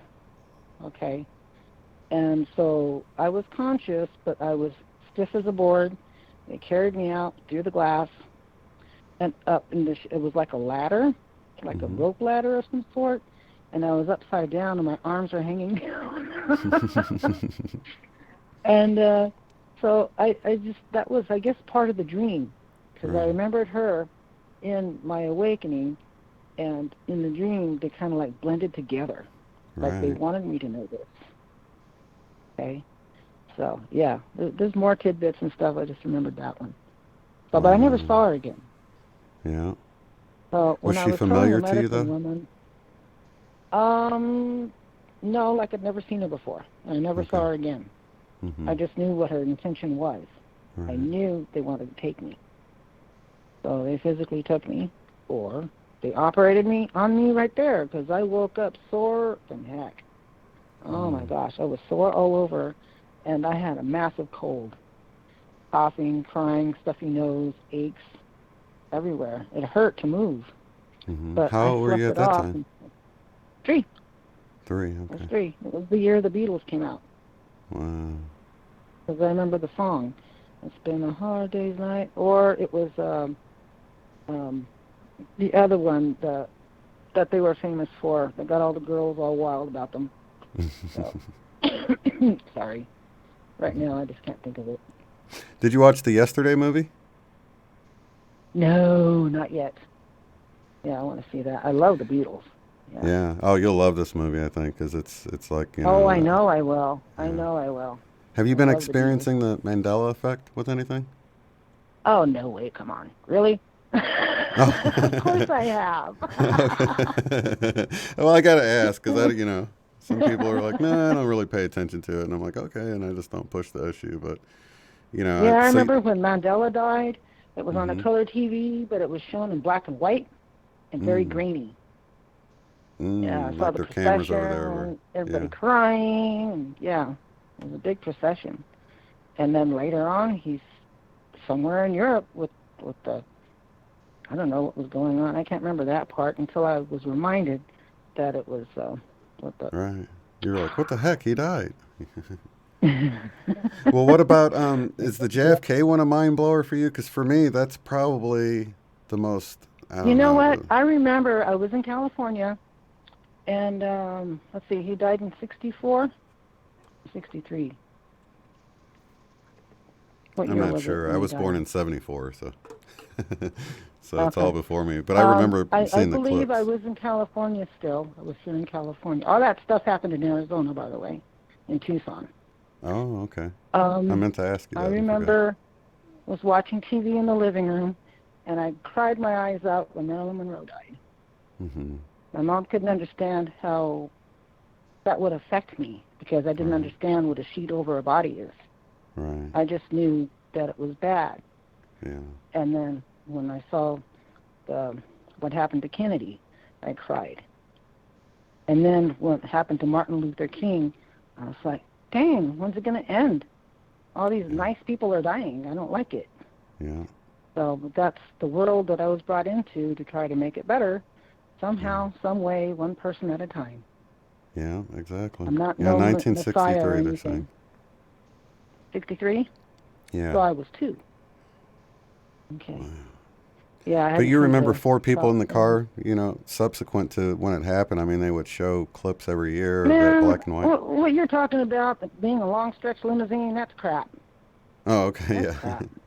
Yeah, that's all new for me. I remember 4 people in the car, and when I saw the stretch, even my wife was freaking out. Oh, the She's guy like, that they got for doing it, that's bull crap. He was set yeah, up. yeah, It was totally. the FBI or whoever they were, that the guy with the hat, Yeah. the cowboy hat. Yeah. Oh, I wanted, speaking of hats, after that incident, I was pretty much healed. It was more like a pink triangle now. It wasn't an upraised looking, scabby looking thing with a bunch of dots all over it. These 2 guys in black and a woman who didn't say a word. Okay, she seemed like she was very afraid. Mm-hmm. And they came to our house and they questioned my brother. So maybe my brother had said something to somebody. Mm-hmm. Hi, Joseph. My son just got home. They ran a series of tests on him, and I remember shapes, squares, diamonds, triangles, tubes. It was on a piece of paper, and they were questioning him on that. And I was made to go outside. The guy took one look at me, and I slinked away. And I asked my mom, I'm going outside, go, Mama. And I went outside and sat on the stoop.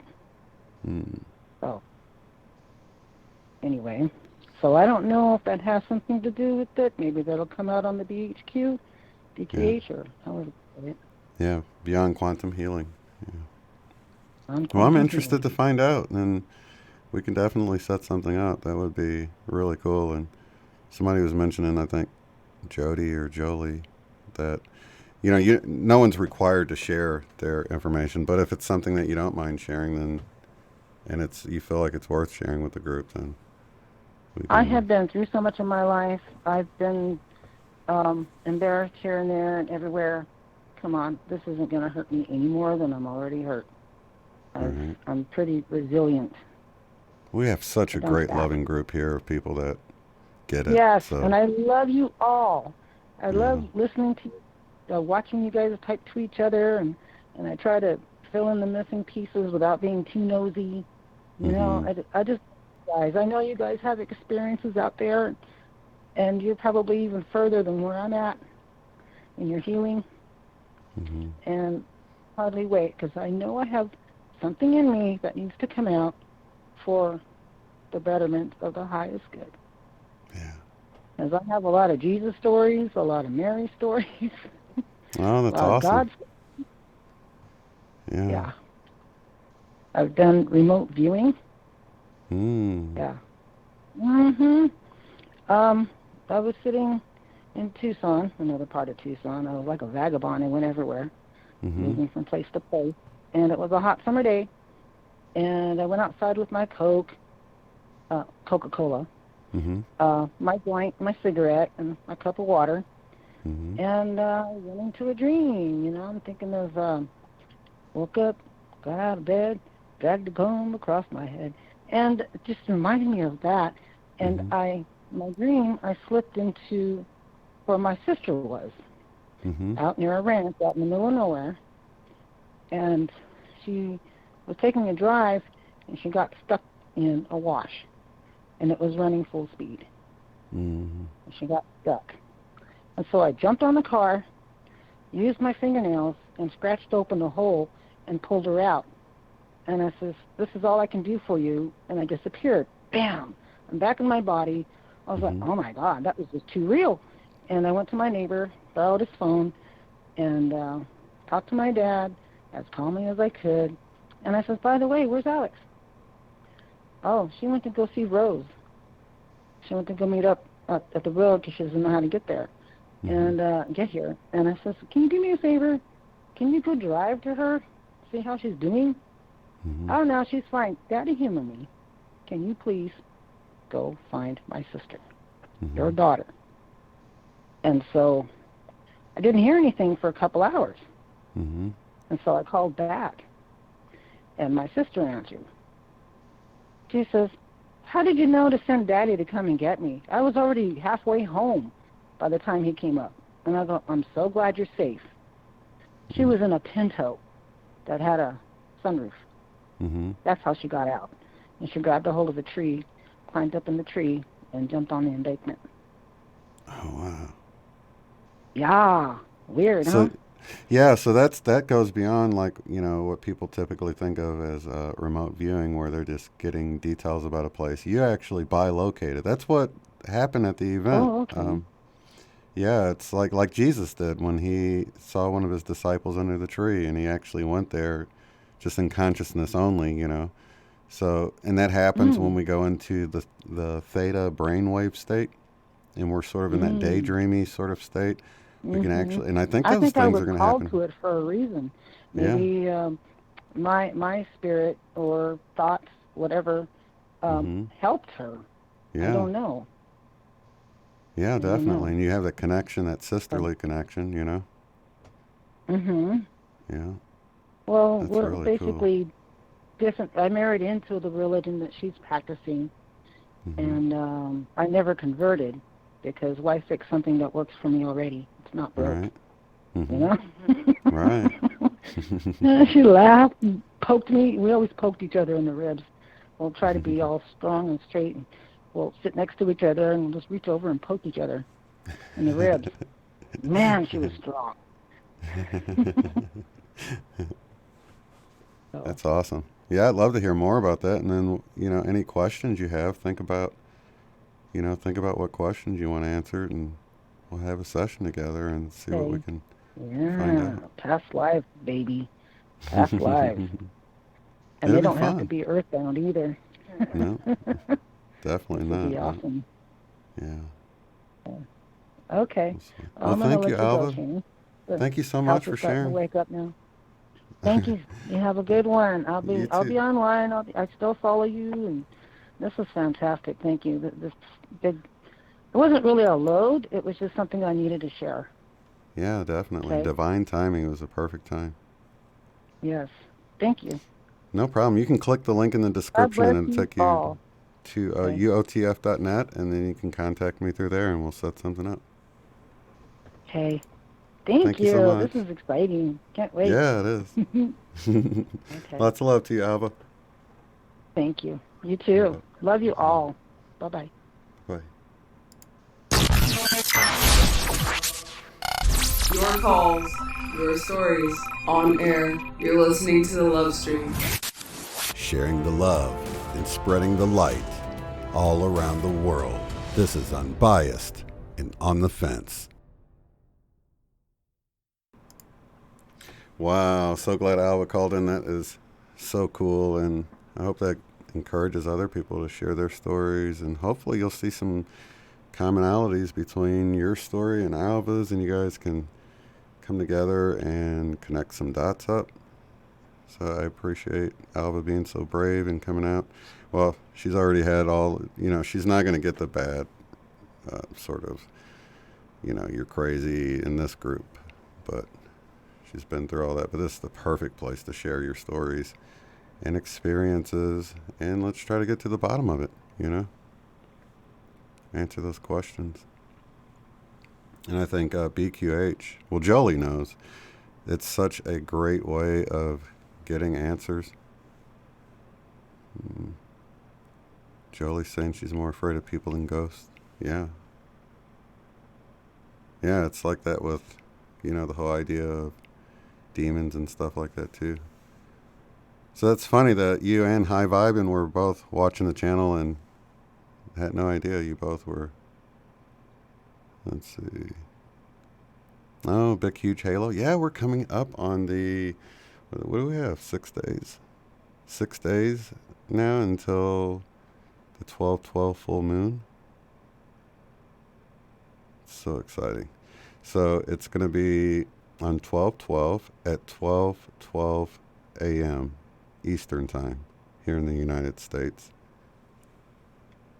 So for me, it's going to be on 12/11 at 11:12 p.m., which is still a cool synchronicity, if you ask me. A minute after the whole 11:11 on 12:11. So, and I'm Central Time, so it'll be an hour earlier than Eastern Time. And I'm definitely going to be I started to say manifesting. Definitely going to be meditating and hopefully manifesting some wonderful stuff. I feel like it's a great time to tap into those energies with the sun, or the sun's reflecting off of the moon at its fullest amount, illuminating the earth. A lot of energies bouncing around then. I don't know, I just feel it in my bones. So anybody that wants to join in, I will be sending out energy to the world in 6 days.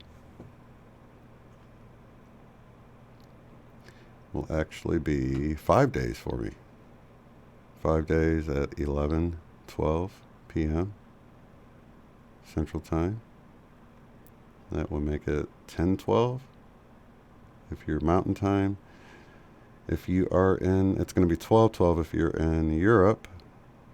Is that 5:12 in the morning? Depends on where you're at in Europe, but you can just Google it, see where it's at for you, and we can all be in one accord. Helping change the world, connecting our energies together for the greater good. That's what it's all about. I do want to remind you guys that the forum on the website, uotf.net, you can go to that web address. You'll see where it says log in. You click that and you can sign up. It's free. There's no charge. You just put your email address in. Now, it will send out an email to you to verify that you have the right email address put in there. It sends and verifies you're a real person.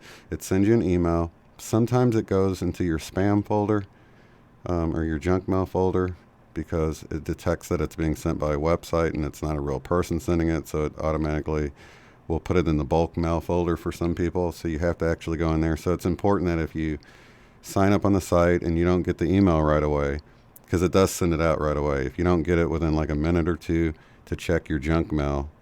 I actually recommend emptying your junk mail right before you do it. That way it'll be the only email sitting in there. You just click the little link in there. It takes you back to the website, and then your account is active.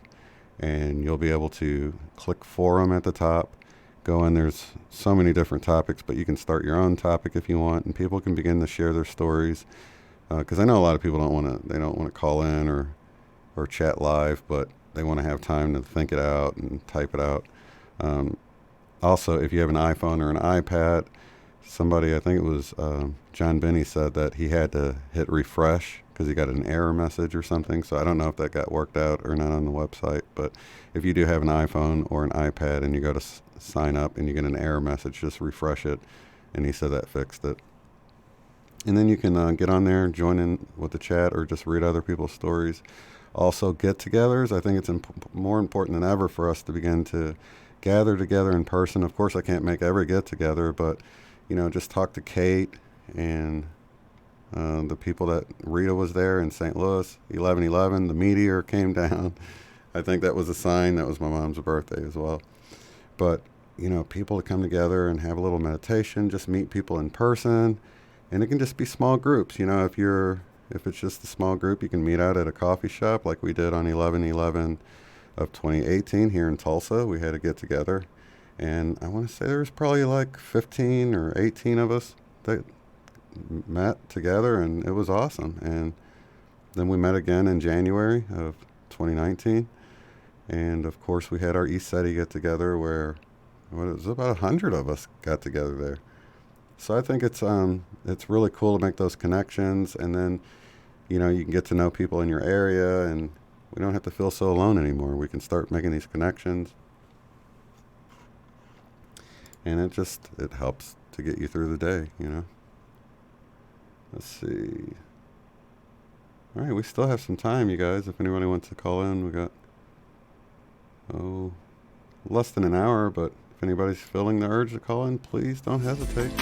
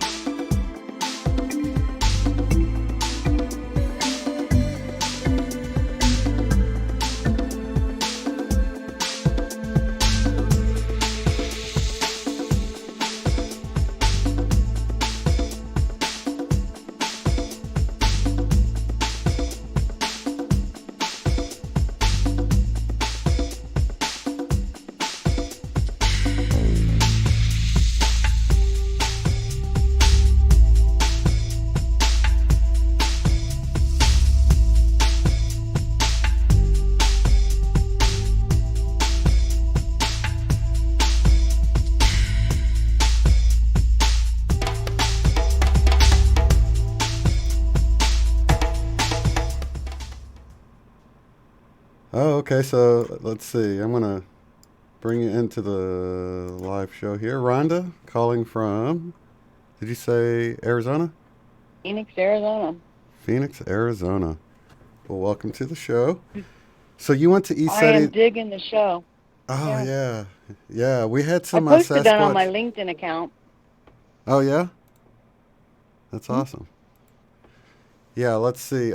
So yeah, people at the 8/8 event for at ESETI had some Sasquatch stories, but that I guess you were there. I guess that would be 2 weeks before that, at the end of July. That was Are you James's getting birthday. feedback from my mic because I got the show going on in the background? Should I hang up from the show? Or can I you can't Are hear you it. getting Is it on the feedback? same? Okay. Yeah, it might be confusing for you. You might want to just turn it down. No, I just ignore it. I'm used to ignoring it. Oh, okay. Yeah, it's actually a 15-second delay. Better. So, but yeah, I don't hear you. I only hear you. Yeah, 17th of July. James's birthday. His family was there. Oh wow. So yeah, tell us about what happened. So I drive my electric vehicle from Vancouver, Washington, a suburb of Portland, about 90 miles to the ESETI Ranch. And so it's difficult sometimes to charge on when you're way out in the rural areas.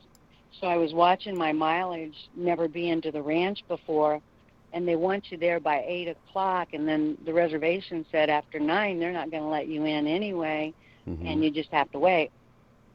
So I get there because I'm driving slow because I didn't know how far up Mount Adams it was. And so I'm letting the cars pass me.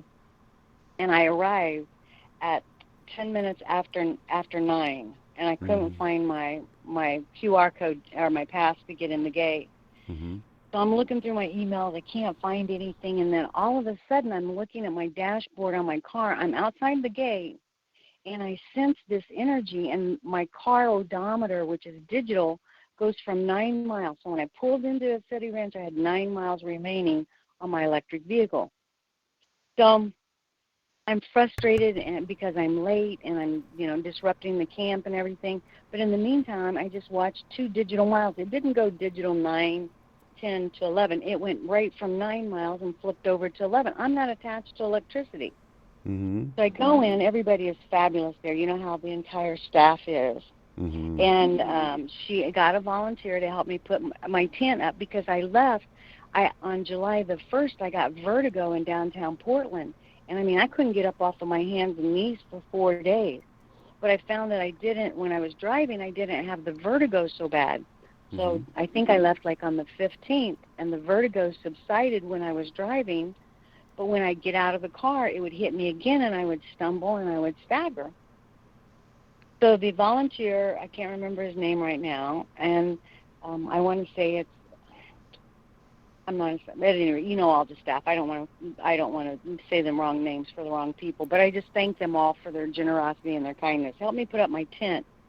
So after he left, that road, that one-way road that you come in to get to the lodge, to the check-in.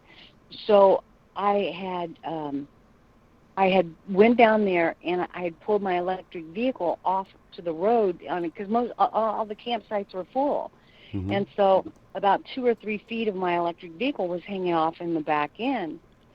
So I kept falling into the tent. I wasn't helping. I felt like I had sea legs, and as a landlubber, I just kind of kept falling into the tent, and he was so patient, and the lights kept going off in my car. And I'm like, my lights are not like that. They should be staying on. So I'm stumbling through the, area, trying to get back to the car, get the lights back on, and I'm like, what is up with these lights? And so I pushed the button to start the car. I'm like, well, I just went from 9 miles. I've now got 11 miles, so I gained 2 miles. I can afford to have the auxiliary keep the lights on while the car is running so I can get this tent up. Lights went out again. I'm like, God, this is just, it's not supposed to be doing this. So I stagger back up my cane, and I lost both 2 canes through this vertigo process, and one of them was my grandfather's, who is the coal miner that I swear when the lady who was just on here talking about a starseed and the two people and the twin and everything, when at her inception, I had a similar incident, and that was my grandfather's cane that I had at Ascetti Ranch. Isn't that weird? The lady who was just on, right? Right. Remember what Alva, she said yeah. about the light? And except I don't think she called it a mine. For me, it was like a mine. My grandfather was a miner, a coal miner. And he gets the tent up, and the lights go out a couple more times. I get in, and I'm pushing the accelerator, but because it was running, it shouldn't have went off. The car was running. Right. And so he leaves. He rides his bike down the trail, and I'm just like so grateful because I put my cot and my sleeping bag and in the tent, and I'm laying there, and because I was kind of stressed for the trip, driving an electric vehicle and going up the mountain. There's no charging. There's really, you know what it's like. There's no shoulder to even pull off on. So I lay down, and I hear somebody out scouting around my camp, my tent, and my car. And I kind of thought it might be from the people from the office, because when people come through there, some of the big RVs and stuff that they come rolling in there with are pretty big, and they would have had difficulty getting past my car. But I couldn't move it. I ended up pushing the button. I went back out. I pushed the button again and again and again, and I couldn't get the car to start. I couldn't put it in neutral to roll down the hill. I couldn't get it started to move out. And then all of a sudden, about the sixth time, because I'm getting frustrated and I'm just pushing the button like a dozen times, this inside of the car lights up like a spaceship. I'm not making this stuff up. The green orbs, the blue orbs, the pink orbs that bounce around out there? That stuff people may not believe. But they're certainly not going to believe that Sasquatch, by being in my camp, added 31 miles range to my electric vehicle. Wow. So the inside of the car lights up like a spaceship with blue and white, incredible light, but at least the dashboard lit up, but I couldn't get it started to get it moved out of the driveway. So I went back into camp, or in my tent, which was just in the view of the headlights, and I hear these feet, the brush around my tent, somebody walking around. I can see the shadow through the moon, but I couldn't see it would look like Sasquatch. I could just see like feet or something, things moving around. So I said, if you need me to move my car, I can't get it started. So if anybody needs help, I'll do what I can. And nothing back. So I lay down. I'm almost asleep. I'm in slumber.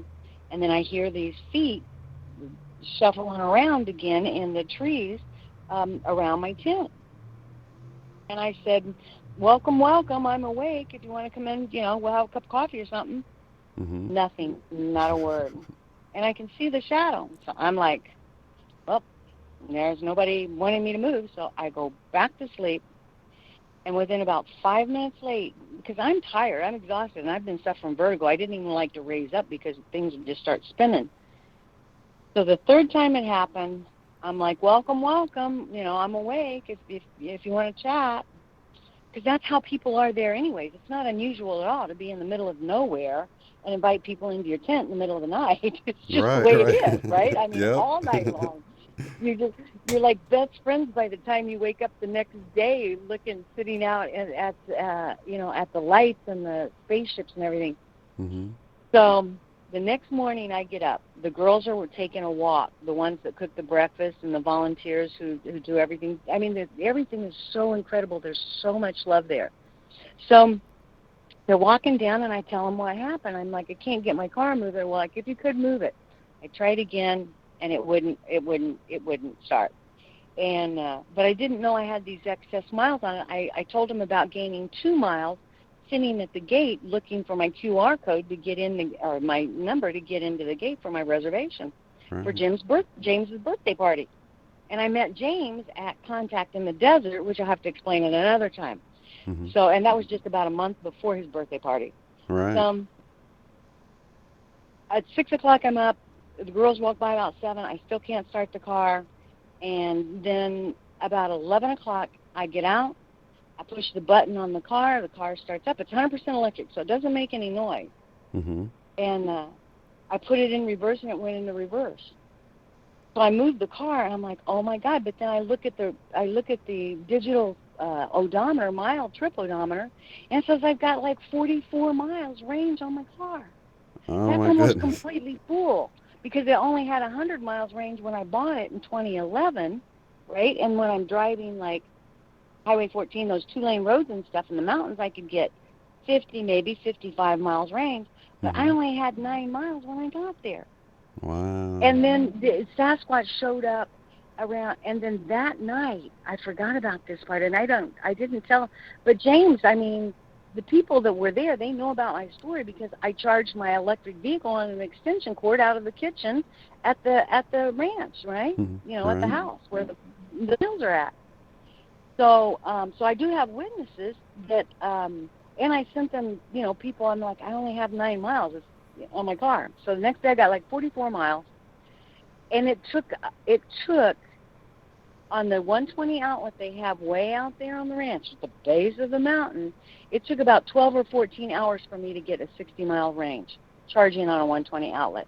So that's how incredibly the energy from wherever it's at, right? Whether it was Sasquatch or what, but I felt like that night there were other people who heard it, like Sasquatch was injured, right? Like, because it was just a wailing, painful noise that I would hear in the night, like after the shuffling around my tent and stuff.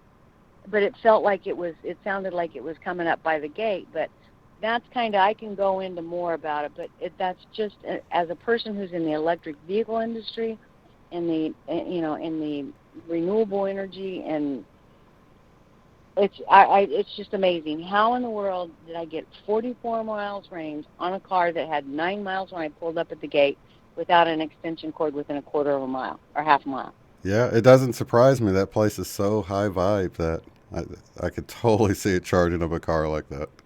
If I any thought place, you might that enjoy would be my the place. Sasquatch story. Definitely. Yeah, I don't know if Michelle M3 left or not, but she had some really cool experiences about 2 weeks after that. So yeah, they're always active there, and that's really cool. It is, and some of my friends were there from Germany. So what these tribes to go is we're trying to get this new age, these new age communications open to build the ether. You know, of like if Alan Cole was to tell you, you know, it's like the ether, the outside ether is gone. It's still in the inside, but it's not on the outside. And that's why I don't want to miss your 12-12 meditation. And if it's, you know, at 11 o'clock or 10 o'clock, because I don't know, I'm down here from Washington State, so I'm not exactly sure of the time zone here in Phoenix, whether it's mountain or whether, you know, it's Pacific. But I definitely want to be a part of that manifestation of peace and love and light on 12/12. Definitely. Yeah, that's going to be, I'm trying to think of the time of the year, because Arizona doesn't go with everyone else. They just always stay whatever the time is. So I'm always confused about California, Arizona. they passed the law over there that they're going to honor, you know, they're not going to do this daylight savings time thing anymore. They voted it out, but they're still, because I had a court date I was late to over there, but. Yeah, I want to say it was, if you're on Colorado time, you're either on Colorado time or California time, depending on the time of the year. Yeah. Well, I don't want to miss it. Going out through a city, man, walking here. Now, I had vertigo when I was there, and I walked all of the Palladian circles, and it was just amazing. I can't. I have actually. Did you get in the plasma bed or I the didn't plasma chair? No, I didn't. The people that were in there looked like they were like drugged when they came out. Like they really went into a deep meditative state, and I was like, oh, I don't want to feel like that. But it did It's seem so powerful. incredible. And my budget wouldn't allow it, which was the only reason that I didn't do it. But there's a lady that works in a Sedona that has crystal bed, right? And so I want to kind of get like the plasma bed and this crystal bed. into New Age kind of house. By when you receive that kind of energy and that love energy and that love light when you're at the ranch, it carries through. It just doesn't last for a couple of days. And through this ascension processes, as we're losing all of this, I'm sleeping a lot. I don't know about everybody else. Well, actually, everybody else I know, they're claiming that they're getting all the rest that they can and taking care of their diet and their health for these ascension purposes and stuff like that as well. But what I want to do is be able to bring that as naturopathic healing and medicine with compassion and action to let people know that it's not woo-woo. These stories are real, and the similarities are amazing. Mm-hmm. Were you at Contact in the Desert last year? No, I wasn't, but I don't know if Shiny is in the chat still, but Shiny was there. She's from Tulsa too, and she was sending me pictures. She got to sit front row, and gosh, I'm not even going to remember his name right now. But well, I crashed the event, but I went to, but I would buy drinks at the bar and breakfast at the restaurant and meet everybody. And it was such an incredible event that they had these little side bars. Mm-hmm. And so on the sidebars, they would have, one was called the Cosmic Cafe, and it was amazing what I found in the Cosmic Cafe, because it wasn't I was crashing because I didn't, have the jack to get the ticket. But this was a free event, so I didn't feel like I would end up with any bad karma being in the hotel lobby in one of these little rooms where they had, few chairs. Well, actually, beanbags. So everybody that was in there, the question that the lady asked, and I don't know if that's the lady you're talking about because I'm kind of bad on names, but her question to the small group of maybe a dozen, maybe 20 of us was, has anybody ever been abducted? And surprisingly enough, it was 100%. The response was 100% of us sitting there that had admitted to being abducted. And that was her next question. How many people were labeled or judged as crazy because of that? And it was 100%. And so those are the kind of things that your show is breaking down. And I love it. I love it. I love the Indian flute. I love the native drum. I love that music that you've chosen. That's just, my hat's off to you, my friend. I'll do everything I can to support you. Thank you so much. And I want to mention that Michelle M3, who had the experience at ESETI with the Yeti, was talking about the pain. And I wanted to say that James was talking about how they'll try to imitate different sounds, and they don't do a very good job at it. So just playing around with you. You know what? You know what I muscle tested?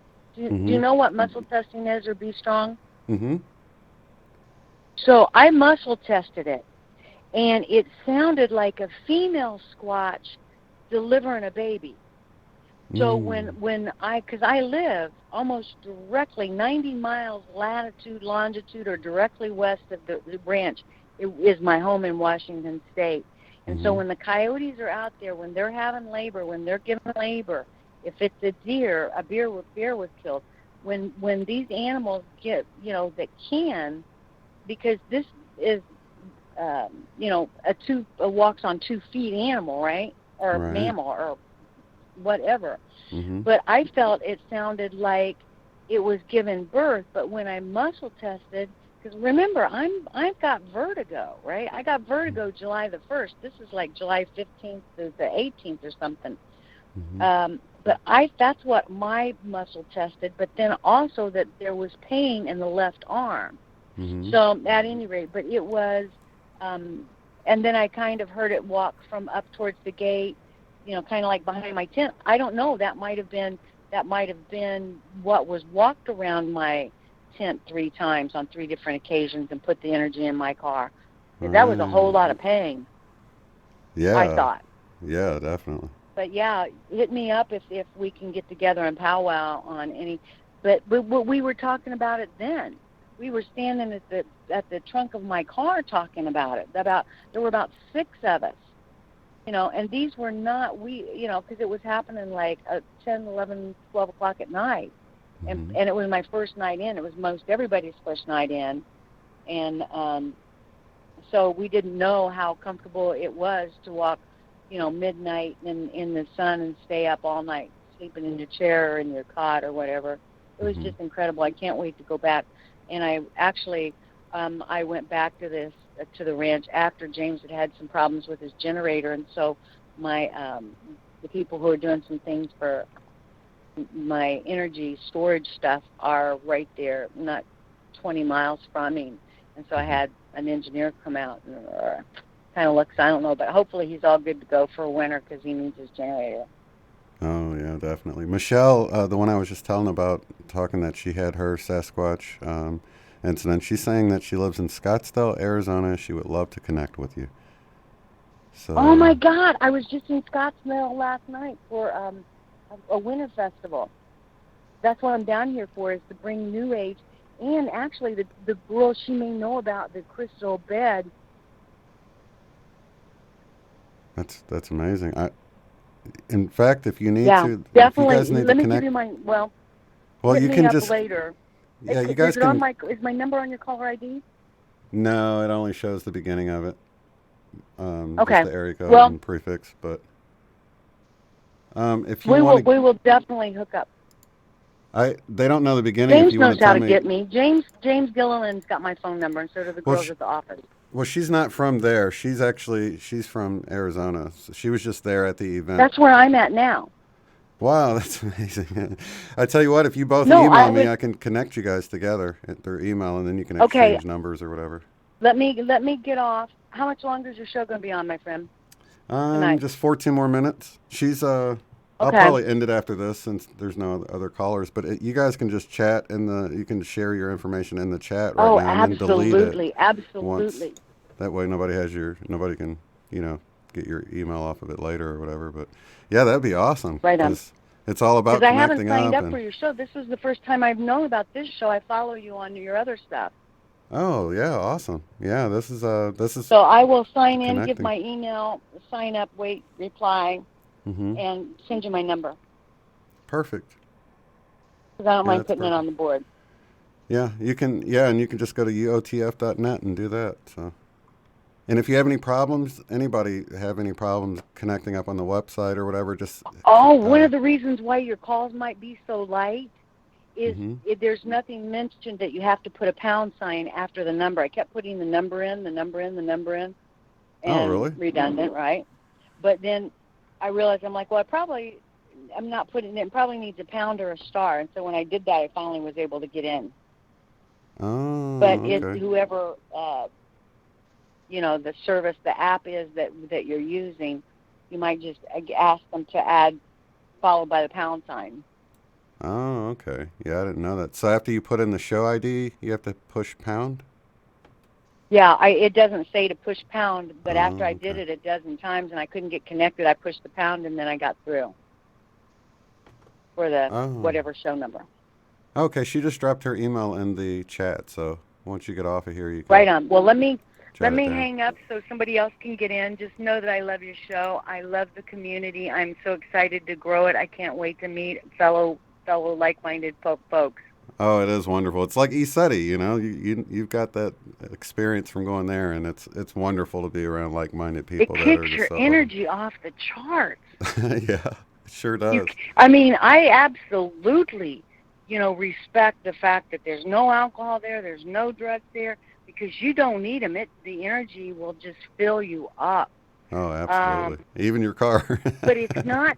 I think that most of it is just the love that James and those people, the compassionate actions and the beings, the compassionate actions and the love of the galactics that have been there and touched the land. And it just is heartening. It is such a good, loving, compassionate feeling to be there.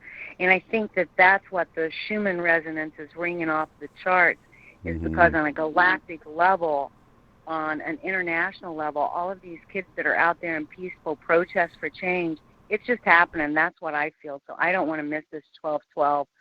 But let me before tonight, because I don't want to miss my girl in Scottsdale. I'm going to have coffee with her.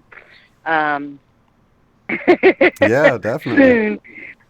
because I really am interested in these New Age salons and getting the plasma bed like James has out there. I can't remember the guy's name. I talked to him. Actually, he showed me the like orgone kind of things that he has in the jars that he creates the plasma out of. And my daughter's doing a similar things with totems and stuff. But I don't want to miss the show. I want to give people time to get in, but just know that I'll be following your show and promoting as much as I can. Awesome. Thank you so much, Rhonda. Lots of love and light to you. I love you. I follow you. I've been following you for a while, but I'm looking forward to seeing this all come together. It's exciting times, my friend. It is. Is your name Rhonda on YouTube as well, or do you have a different screen name? No, it might be I-am. I am R. Walton. Oh, okay. Okay, just so she'll know you when you hop in the chat. Perfect. Yep. Much love. Much love to you. Have a good one. Any questions before I split? No, that'll do it. Thanks so much for love, calling my brother. in and sharing. Let me tell you, if James needs my help wherever he's at, if he needs my support in any way, I've got a couple questions that are on the sidebar. But yep. Awesome. Thank you so much. So let him know that if I can support him with love and light and energy his way, he's already getting it. Perfect. Absolutely. You know what I'm talking about. Oh, yeah. Thank you so much. Okay. Much love. Much love. Good night. Bye. Good night. Bye. Let's see here. That's awesome. So she's going to hop in the chat and you guys can connect up. Michelle M3. And I will vouch for Michelle. I met her myself. She's awesome. Super high vibe.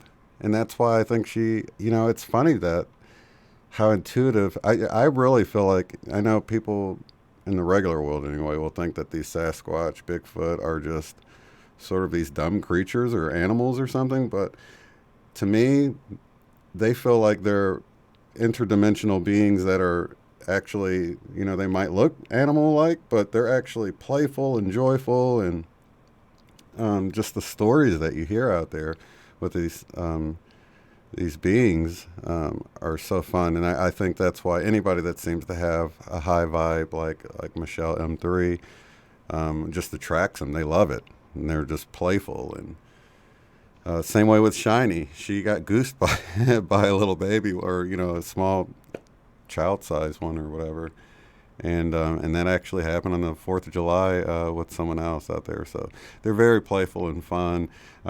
James told the story about them setting off a car alarm, and because they wanted to find out if it was okay to eat the apples or something. I can't remember. So many cool stories, though. I mean, you can just enjoy just the stories just going out there. You don't even have to experience anything, but of course we saw the lights. A lot of people experienced we got the orbs and stuff. We actually got some of them on tape. But you got the orbs, you got the energy that everyone can feel. You've got, the power-ups and the craft in the sky, on the mountain. And it was so cool that storm was rolling in. And he said it hadn't rained like that in a long time, but it was a very cleansing rain. And, our group is, you would think everybody would have just gone to bed and got rained in, but everybody comes out like after the rain. I'd stayed up the night before filming all night. So I crashed with the rain. The rain just knocked me out. But I heard all the stories of everybody emerging after the rain went away. And, everybody went exploring in the middle of the night. It's like, that's totally my group, you know what I mean, of people. Just the explorers, the truth seekers, the loving people. And so it's awesome.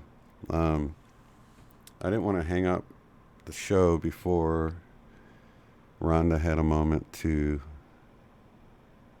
get into the chat. Let's see here.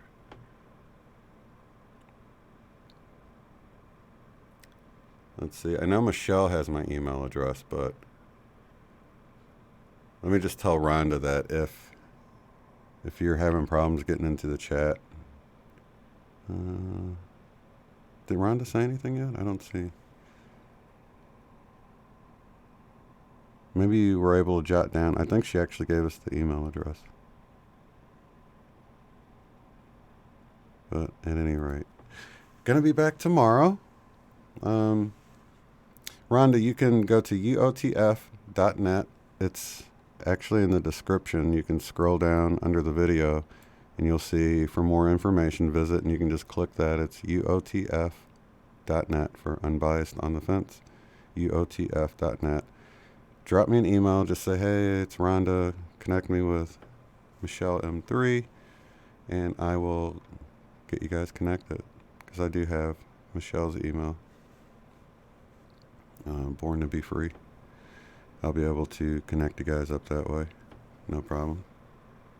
So we'll be back tomorrow with Eileen for the Power of 8 at 8.